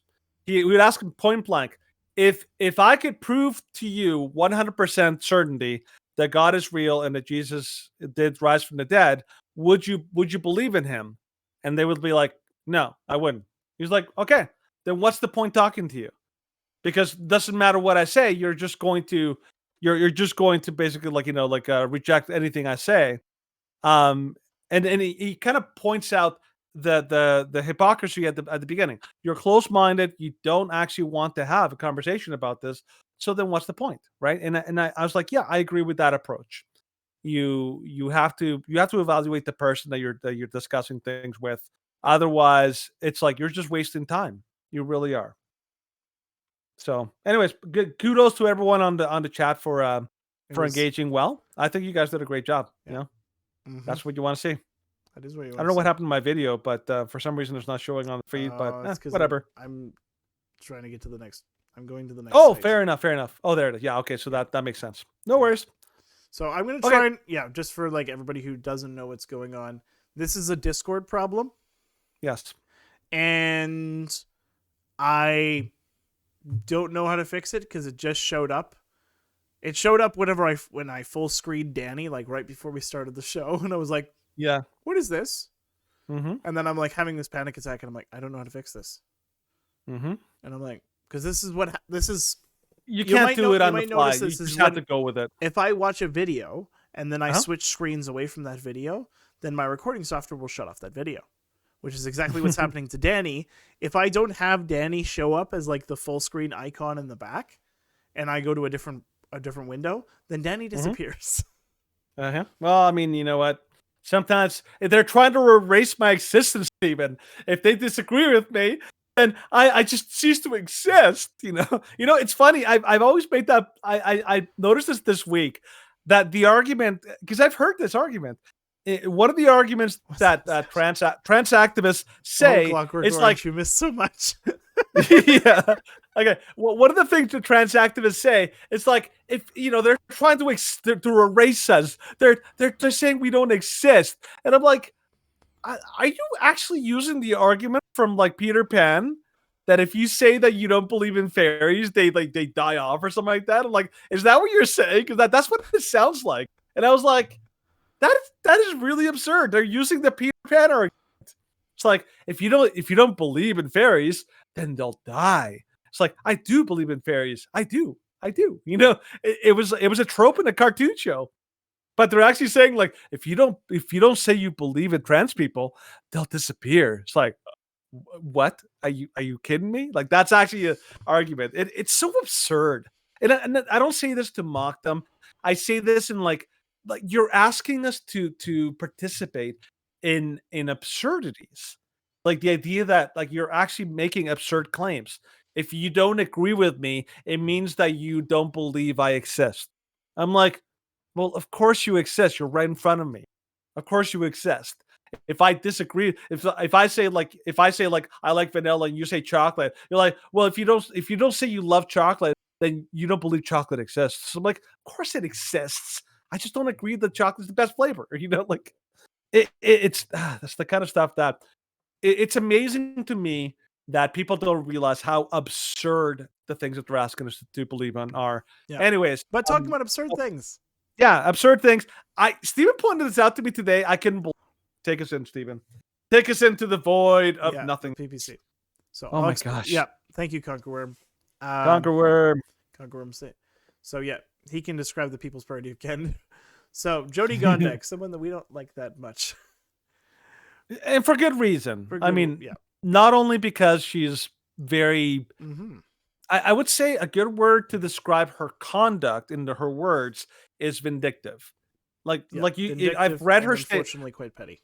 I've read her statements that she makes to people. I've seen her talk to people that she doesn't like, and it's very easy to see. Like she is a very vindictive person in the way that she talks. And I'm like, I mean, sure, you may think that people like but what's his name, Nenshi, the previous mayor, he was the same. He was just as petty, just as vindictive. He legitimately hates people that he disagrees with. Like, we talk about how people we disagree with are mean-spirited and sometimes very harsh and all that, but we don't hate them. But you can tell by the way that they talk about some of the people they do. Anyways, Jody Gondek, tell us about what this article. Go. So Jody Gondek proves she lacks the character to be Calgary's mayor. In an abnormally good move for Calgary's mayor, Jody Gondek, she approved a large budget increase for the Calgary Police Service in partnership with the province of Alberta to get a hold of the crime on the transit system. Indeed, it took over a year of pressure from the public and arm twisting by the UCP and Premier Daniel Smith to get Gondek to do the right thing. Regardless, the right thing was done. Despite this being an easy win for Gondek, she then proceeded to ruin her own moment by childishly ignoring questions about her advocacy for defunding the police back in 2020. And of course, a very fair question. It was a very well. Here we watch. Let's just watch the first 20 seconds again. It's super short. Always worth watching. It's super short. Yeah. Did it take the random stabbings, wives getting stabbed, police officers getting killed to realize that it was important to fund police departments? And how can Calgarians trust you when you flip-flop on basic issues like public safety? Opens her mouth.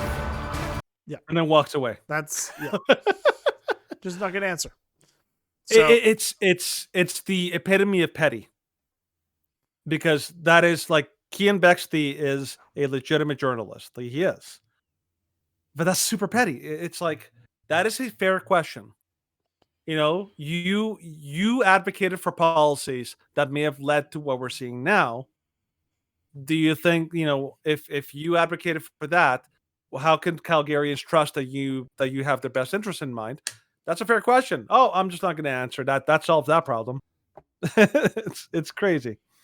But yeah, so like, goes on and it talks about how that's not the first thing that Jody Gondek has done. Like, if you actually looked a little bit below it, he gives 3 really good examples of how John Gondek is more of an activist than a mayor. I don't know if you can pull him up, Stephen, because I can't control the yeah. the actual article.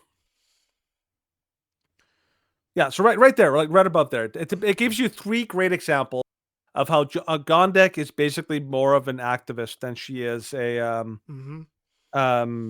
actual person. Here. So here, like, yeah, right there. So Gondek and her friends are far too fancy to care about hockey. She effectively destroyed the Flames arena deal by demanding more green energy concessions from Flames ownership.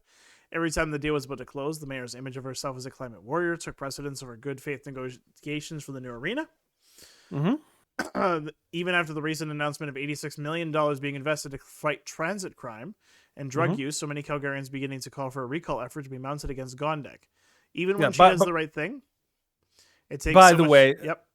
Yeah, sorry, just because it was above, like, So 3 things that this article points out is almost immediately the first thing that she did when she got into mayor is she called a municipal climate emergency. That's activism. That is not a mayor taking care of immediate problems of the city. That's activism.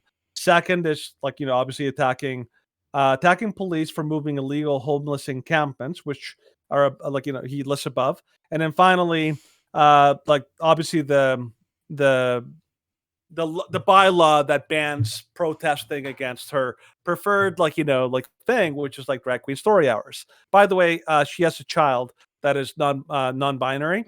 Surprise, surprise. Which, of why she's such an activist, right? So this is an activist mayor. This is not a mayor that is concerned about the well-being of her people. It's a mayor that is basically using Calgary as a stage for her activism. Yeah. She's like, oh, good, I can get my pet projects going. Like, well, people are starving and food banks are overwhelmed. Like, oh, that doesn't matter. I'm gonna go to some very expensive dinner and dress up and like talk about how great I am and how much I'm helping my pet causes. That's an activist, right? So yeah, not surprisingly, a lot of people would love nothing more than to get rid of her. And hence, like, something I saw, like, as I was scrolling to Facebook, is an actual petition that was kind of being portrayed. So that's where Stephen of educated me a bit. Danny was telling me, he's like, because he had shared this petition to recall Jody Gondek, and I'm like, well, do you actually have the petition? Is it the one that he had? It's the one on Facebook. I'm not sure. Well, this is the Signal Hill. I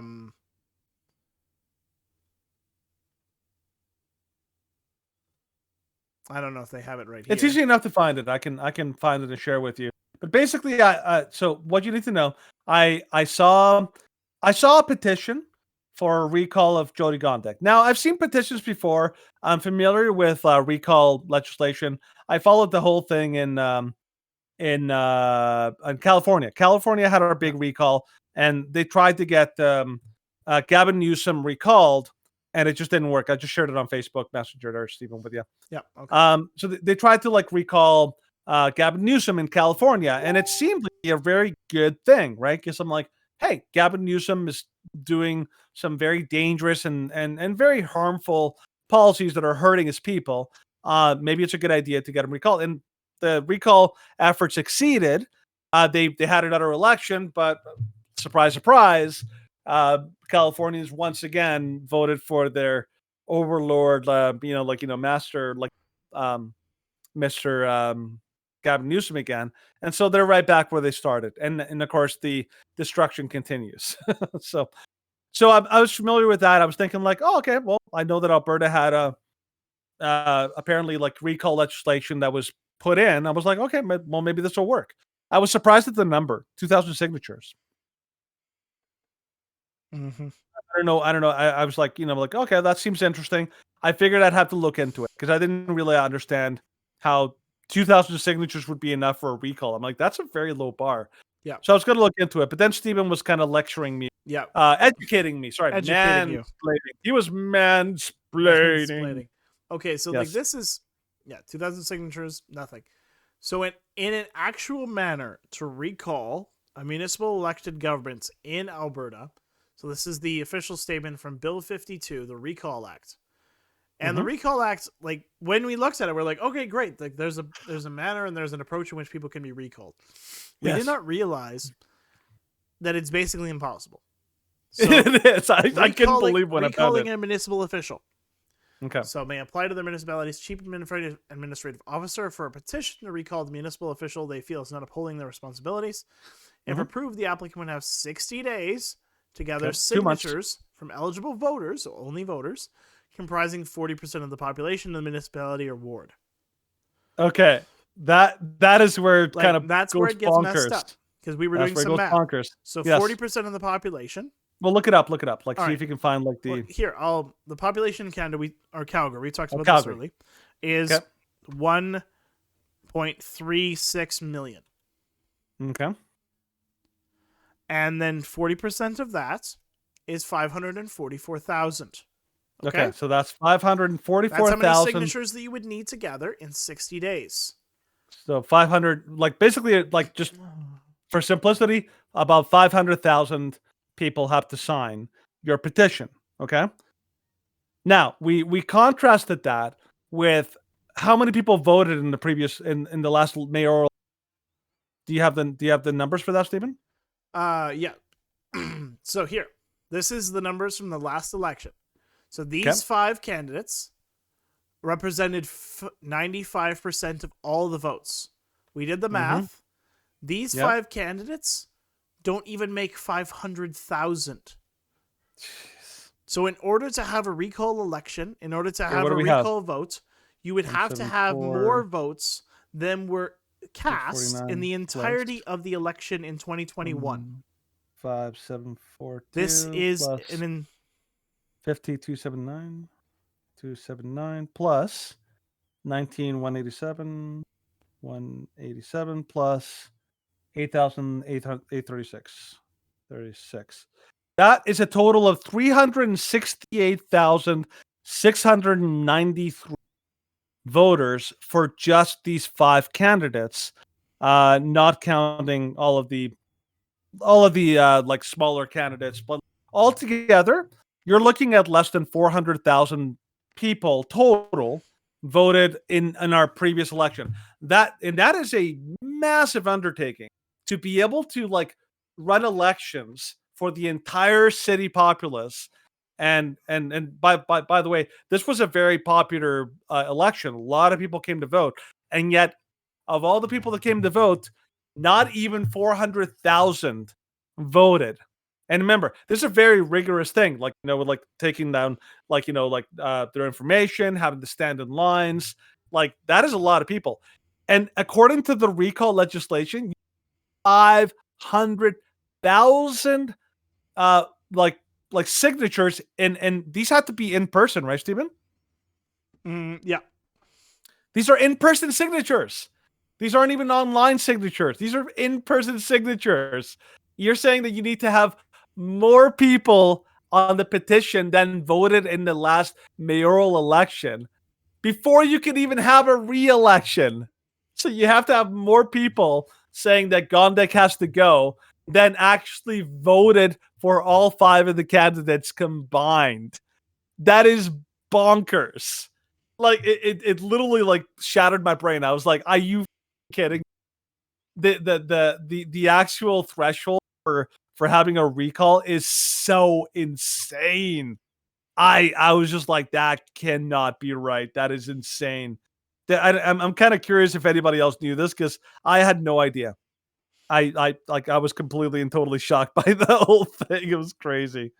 I don't know what you're doing, Stephen, but I'm just looking up some stuff. Okay. But yeah, so like essentially the way once we kind of got a bit of the details of what the rules were for recalls, we realized very quickly, like, yeah, there is no such thing as a recall. Okay, period. There's no recall. It's basically like all I can think of is that the people who made these laws about recalls, I think they literally made them in such a way that they're basically useless. Like that, this is like useless legislation. If you actually say that more people have to sign a petition than actually voted on like your candidates in total, that is that's basically like, garbage legislation. That's just creating the illusion of a recall. It's not actually creating an actual recall ability, which is crazy. Yeah, I don't know. I don't know if you have something to add to that, Stephen, or not. You do? Oh, that's great. Not to that. Not to that. Okay. Yeah, Well, that's all. I mean, but we kind of showed everything about that. But yeah, that's Calgary's recall. So basically, Jody Gondek is pretty much here to stay unless we can magically pull a rabbit out of a hat. It's just not going to happen. But yeah, I don't know. Is there anything else you wanted to cover on that, Steve? Nope. Almost done. Cool. I'm not sure what Steven's doing, but anyways, he's up to something. Well, I'm up to something because I'm just I had to kind of provide statistics. Sorry. He's got something up his sleeve. I just don't know what it is. Statistics. Ah, love statistics. Lying with statistics. So I'm not lying with statistics. I was like, that information is incorrect. This information is correct. Fake news. Fake news, exactly. Okay.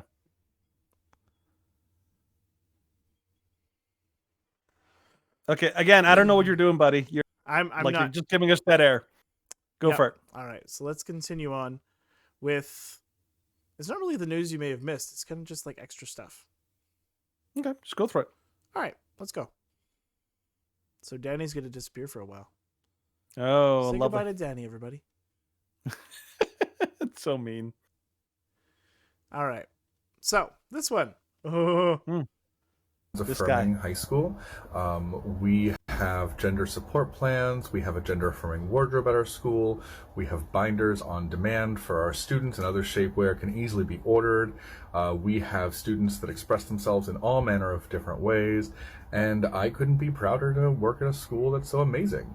If you would like to have your school also be an explicitly trans affirming school, let me know. Maybe we can figure something out. No. How about no, groomer? How about no? Yeah, like that's to have all that stuff and to try and be like, yes, this is totally something we should be pushing on children. Like, yes, children should have access to chest binders. Children should have do you know access... what chest binders are, Stephen? Yes, what are they? Well, for those chest binders for people who don't know. For those who do not know, chest binders are a device that young women going through puberty and developing breasts use to hide the fact that they have breasts and to kind of squish them into their body. And it can cause a whole lot of problems, including lack of proper development of heart and lung tissue, and it can cause broken ribs if eaten too much. Yeah, here's the an article from PJ Media I just found, just like, quick search. Breast binding by trans boys, so women, the girls who believe that they're boys, is causing irreparable damage to organs and bones. So one of the things I remember when I used to work with, yeah, he's definitely a groomer for sure. I agree. So one of the things that I remember, like, I used to work in childcare. And this is like kids in like elementary school. So we're from like grade 1 all the way to grade 6. Okay. And one of the things that we had an incident one time where there was a girl, and she's a very young girl. She's probably grade 3, I think, at the time. Okay. Sweet little girl. She was like, she was awesome. But one of the things that she liked to do is she liked to dress way beyond her age. Okay. She would like wear makeup, and she would like, like dress up and like, like obviously very like, clothes that are not appropriate. But one of the big things that happened, she started to want to wear ridiculously high heels everywhere she went. She would come to the center with high heels. She would go on field trips with high heels, and we're not talking like little heels. We're talking about massive heels. And then we finally, like my supervisor and some other staff, actually sat down with the parent, with the girl's mother, and basically said, like, I don't know if you're aware, but a little girl of her age walking around with 5-inch heels all the time. I don't know if you're aware that this causes some very serious damage to them because their body is still developing, which means their physical development, their spine, everything like that. If she wears these like consistently, like and regularly for a very long time, this is going to cause irreparable damage to her bones, to her developing spine, everything like that. The mother was like, "Holy!" She had no idea. She did some research and she finally says, "Like, yeah, honey, you're not wearing high heels, like at all. Like every so often, maybe on a random basis, maybe, but not all the time because they cause harm." And that is what chest binders do, but way worse because chest binders ignore like basic biology. Like if like one of the things you always hear, if a boy or if a man or a boy wears extremely tight pants for a very long time, that has some very serious health effects on men. This is why men should not be wearing skin tight pants, like skinny jeans. Bad idea because it causes like your body, like your balls, are not meant to be pressed like tight against your body because it causes irreparable damage.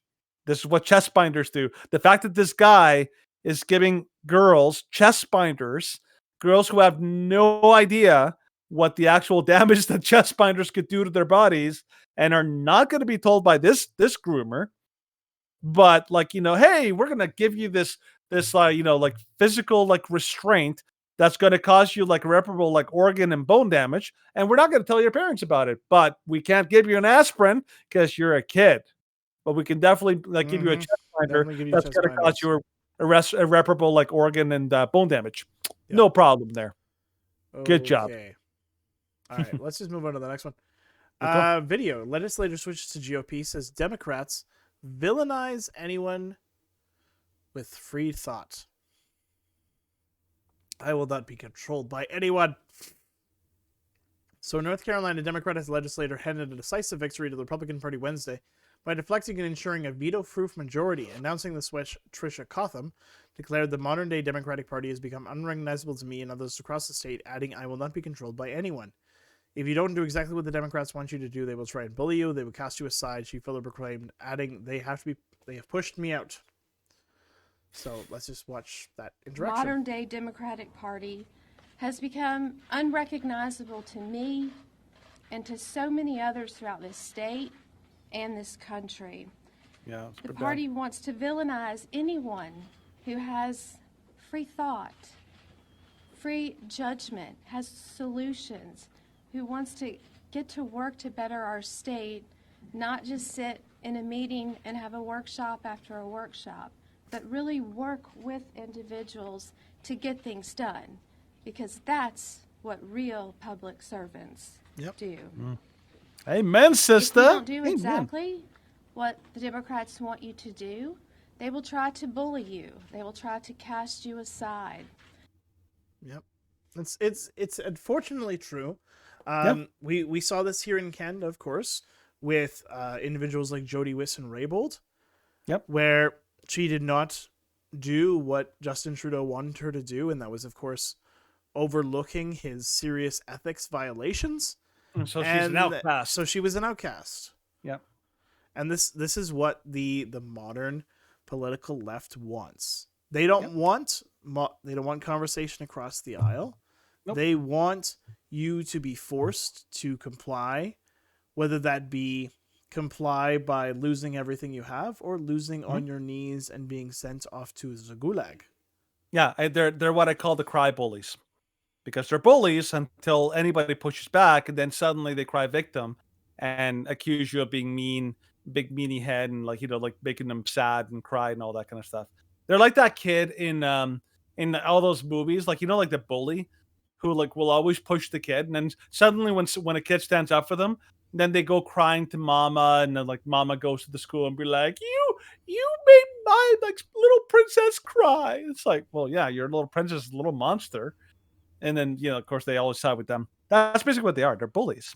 Yeah. And people don't see it. Yeah. They are bullies. That's right. And then they tried to claim that Twitter was being a bully by labeling NPR state affiliated. This is so funny. Media. Elon Musk says, I wish they would do the accurate. CBC. Oh, yeah, I wish they would do with the CDC. US CBC is not media. even debatable that it's state sponsored media. Come on. Twitter's guidelines state labels on state-affiliated accounts provide additional context about accounts that are controlled by certain official representatives of governments, state-affiliated media entities, and individuals associated with those entities. So, of course, Jack Posobiec, Twitter just labeled NPR as US state media. Musk quoted Twitter's help center, which notes state-affiliated media is defined as outlets where state exercises control over editorial content through financial resources, direct or indirect political pressures, and or control over production and distribution. Mm-hmm. So get wrecked, NPR. Nicely done, Elon Musk. Elon Musk seems accurate. Twitter is so much better now. So much better now. Yeah, I love how like everybody that comments, because it's like, yes, like as our channel, because I manage our Twitter channel.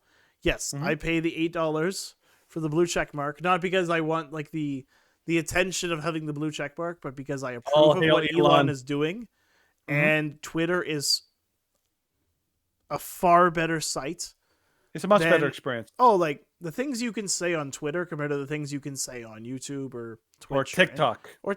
Especially TikTok. TikTok was brutal, right? TikTok would be like, oh yes, we deleted your account. For what? We're not going to tell you. You violated our community guidelines. It's like you compared our dear leader to Winnie the Pooh. Unacceptable. I remember back in like 2021, and we would post videos about like how the Chinese would overreact to things, and you'd have a zillion trolls be like, "America is the real threat to democracy," and I'm like, "Yeah, but China just threatened nuclear." No, they didn't. It's like, but he just said, "No, they didn't." Yeah, it gets pretty bad. It was so funny. Yeah, but something that is not funny, and something that is actually inspirational to finish off the episode. Look at that transition Buddy. skill. Heartwarming moment. Cops find sobbing 4-year-old boy being guarded by his pet dog after getting lost in South Jersey. So let's just watch this video because it's fairly heartwarming. Oh, that's so cute. Here.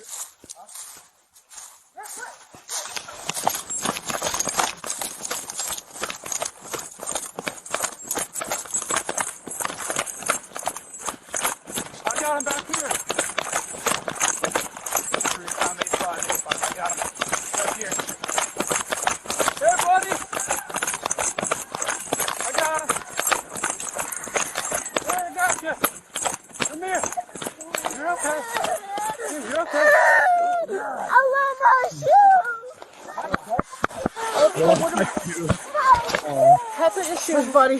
Yeah, we got it. We got you. I love my shoes. We're gonna have to Aww. Come on, stop. There we go. There's that. What was that? It's like it was the autoplay. It was like sometimes the kid ended up in Cuba. Cuba. It was like, how did I get to Cuba? It's like, don't worry, you are part of the resistance now. I was like, what? No, I don't want to be. Very cute though. Like it's a good ending because I mean every parent always fears the worst when their kids go missing. So yeah, really good finish to that story. Okay, so yeah, we're basically at about 2 hours now, and thankfully I don't have to wake up tomorrow because tomorrow is Good Friday. Yay! But it's very Good Friday. It's still very Good Friday. We of course appreciate what the meaning of the season is, the meaning of Easter, and we hope that you all have a wonderful Easter holiday, Easter weekend. Absolutely, that's right. And he is risen. Before we jump into wishing all of everybody a happy Easter, of course, you can follow us on our various platforms such as YouTube, BitChute, and Rumble. And All if the you video want platforms. all the video platforms, and if you want to follow us Mhm. on our text platforms, then you can also check us out at platforms like Parler, Gitter, Twitter, and Facebook. And you can leave us a comment, leave us a review, tell us how we're doing. If you want to be involved in a future segment, a future episode, then just let us know. Next week, we will be back on Tuesday for our regular Tuesday News Day. And then next Thursday, we're going to try and do... it just depends how things go. We're going to show up at the Reading with Real Royalty, which is being put on by our old church. At Fairview Baptist. I think we're going to be going to the ones at Fish Creek Library. That's the one, yeah. I think that's the bigger one. Mm-hmm. So there's two? Yeah, apparently there is. I didn't know there was two, but apparently there is two. The There's second one's two? also Wow. at Seton. Is that are they both? They're both like, happening. run by They're both happening on Thursday simultaneously. Simultaneously. And these are like one of them is by Fairview, the other. They're both by Fairview, and I'm like, what? They have two different ones, eh? Yeah, and I'm like, interesting. Okay, well, we'll show up at the one that's booked, which I'm fairly certain the Fish Creek one is fully booked. So we're going to show up at that one. I don't know whether there's going to be a counter protest or not. We'll see. Probably outside, I think. That makes more sense. So we'll talk to people. If there's no counter protest, then we'll just kind of hang out with our old friends and have a good old time. A good old time. Otherwise, we'll ask some people. We'll some have questions. a gay old time. Like the not how Flintstones. things Back are when gonna they go. used to back when they used to use the word properly. Yep. Anyways, so as we stated earlier, we hope everybody has a marvelous Good Friday Marvelous. and a wonderful Easter Sunday. Well, I will say this, Conquer Worm, we can't get arrested or fined at this protest or at this No. event because it's not a drag event. No. it's Hence, not we don't a count. It's not a protected event. It's not a protected event. Which it's not means special. that the other side can protest as close as they want. Yes, they can. Because it's not a protected event because it's being put on by a church and not a drag That's performer. right. We're the enemy. We're the baddies. Yeah. Well, we would have Hans, liked to have you. We would have liked to have you. Are with we you, the Conqueror. baddies? Are we the baddies? Yeah. No, not this time. Not this time. We're the So, good guys. We're the good guys. Mhm. All right. So we will see you on Tuesday, and then we hope to see some people there on Thursday and have a grand old time. Oh, and by the way, Stephen has a very fancy mic. We're gonna see if it works. Yeah, I went through a bit of a process of getting a microphone, so I ordered a Bluetooth karaoke microphone. I'm like, it works. No, it Yes. doesn't. It worked No, it for doesn't. one time, and then it stopped working. And then I was like, dang it, this sucks. That's right. That's right. And so now I have another Bluetooth microphone that is actually properly Bluetooth, which is coming on the way. And it will show up tomorrow, and I will make sure and do a whole bunch of tests and not just trying to test it out once or twice. Yeah, we're hoping to do a Facebook Live. That would be awesome if we could pull that off. I would intentionally get fined. Oh, yeah, look, And then you go know, like bankrupt and he keep would look doing for it. trouble. He would look for trouble. Yeah. Well, Conqueror, I'm sure you heard about Derek being arrested 500 meters from the library, which was not a violation of his bail conditions, and they still won't say what bail condition he violated to say that he was under arrest by. It's basically a And reenactment of the Monty Python idea. It's like, he's a witch. Well, how do you know he's a witch? He looks like one. It's like he's got a wart. He's got a. That's basically what they did with He Derek. turned me It's into a newt. It's like, I got better. No, you didn't. You're still ugly. They're literally doing the same thing to Derek that they're doing to Trump on a smaller scale. Yeah, smaller scale. It's like, oh, we're gonna arrest you. Oh, why are you arresting me? Don't you worry, we'll figure Don't something you worry out. about but that. We're gonna put you in cuffs in the cop car, and then we'll go back and we will come up with something to arrest you for. It's like, is that legal? We'll make it We'll legal. make it legal. Exactly. All right. It's So, yeah. time anyway. to go. Danny, sign us out. Off we go to the land of the good. Anyways, we are the Shroot Dudes. We love to talk about politics and about culture, and infuse a little bit of levity and a little bit of Christian morality into everything that we do. But as always, we like to encourage you Why be rude when you can be shrewd? Thank you for watching and listening. We'll see you guys on Tuesday. And as always, God bless. Have a great night, everybody.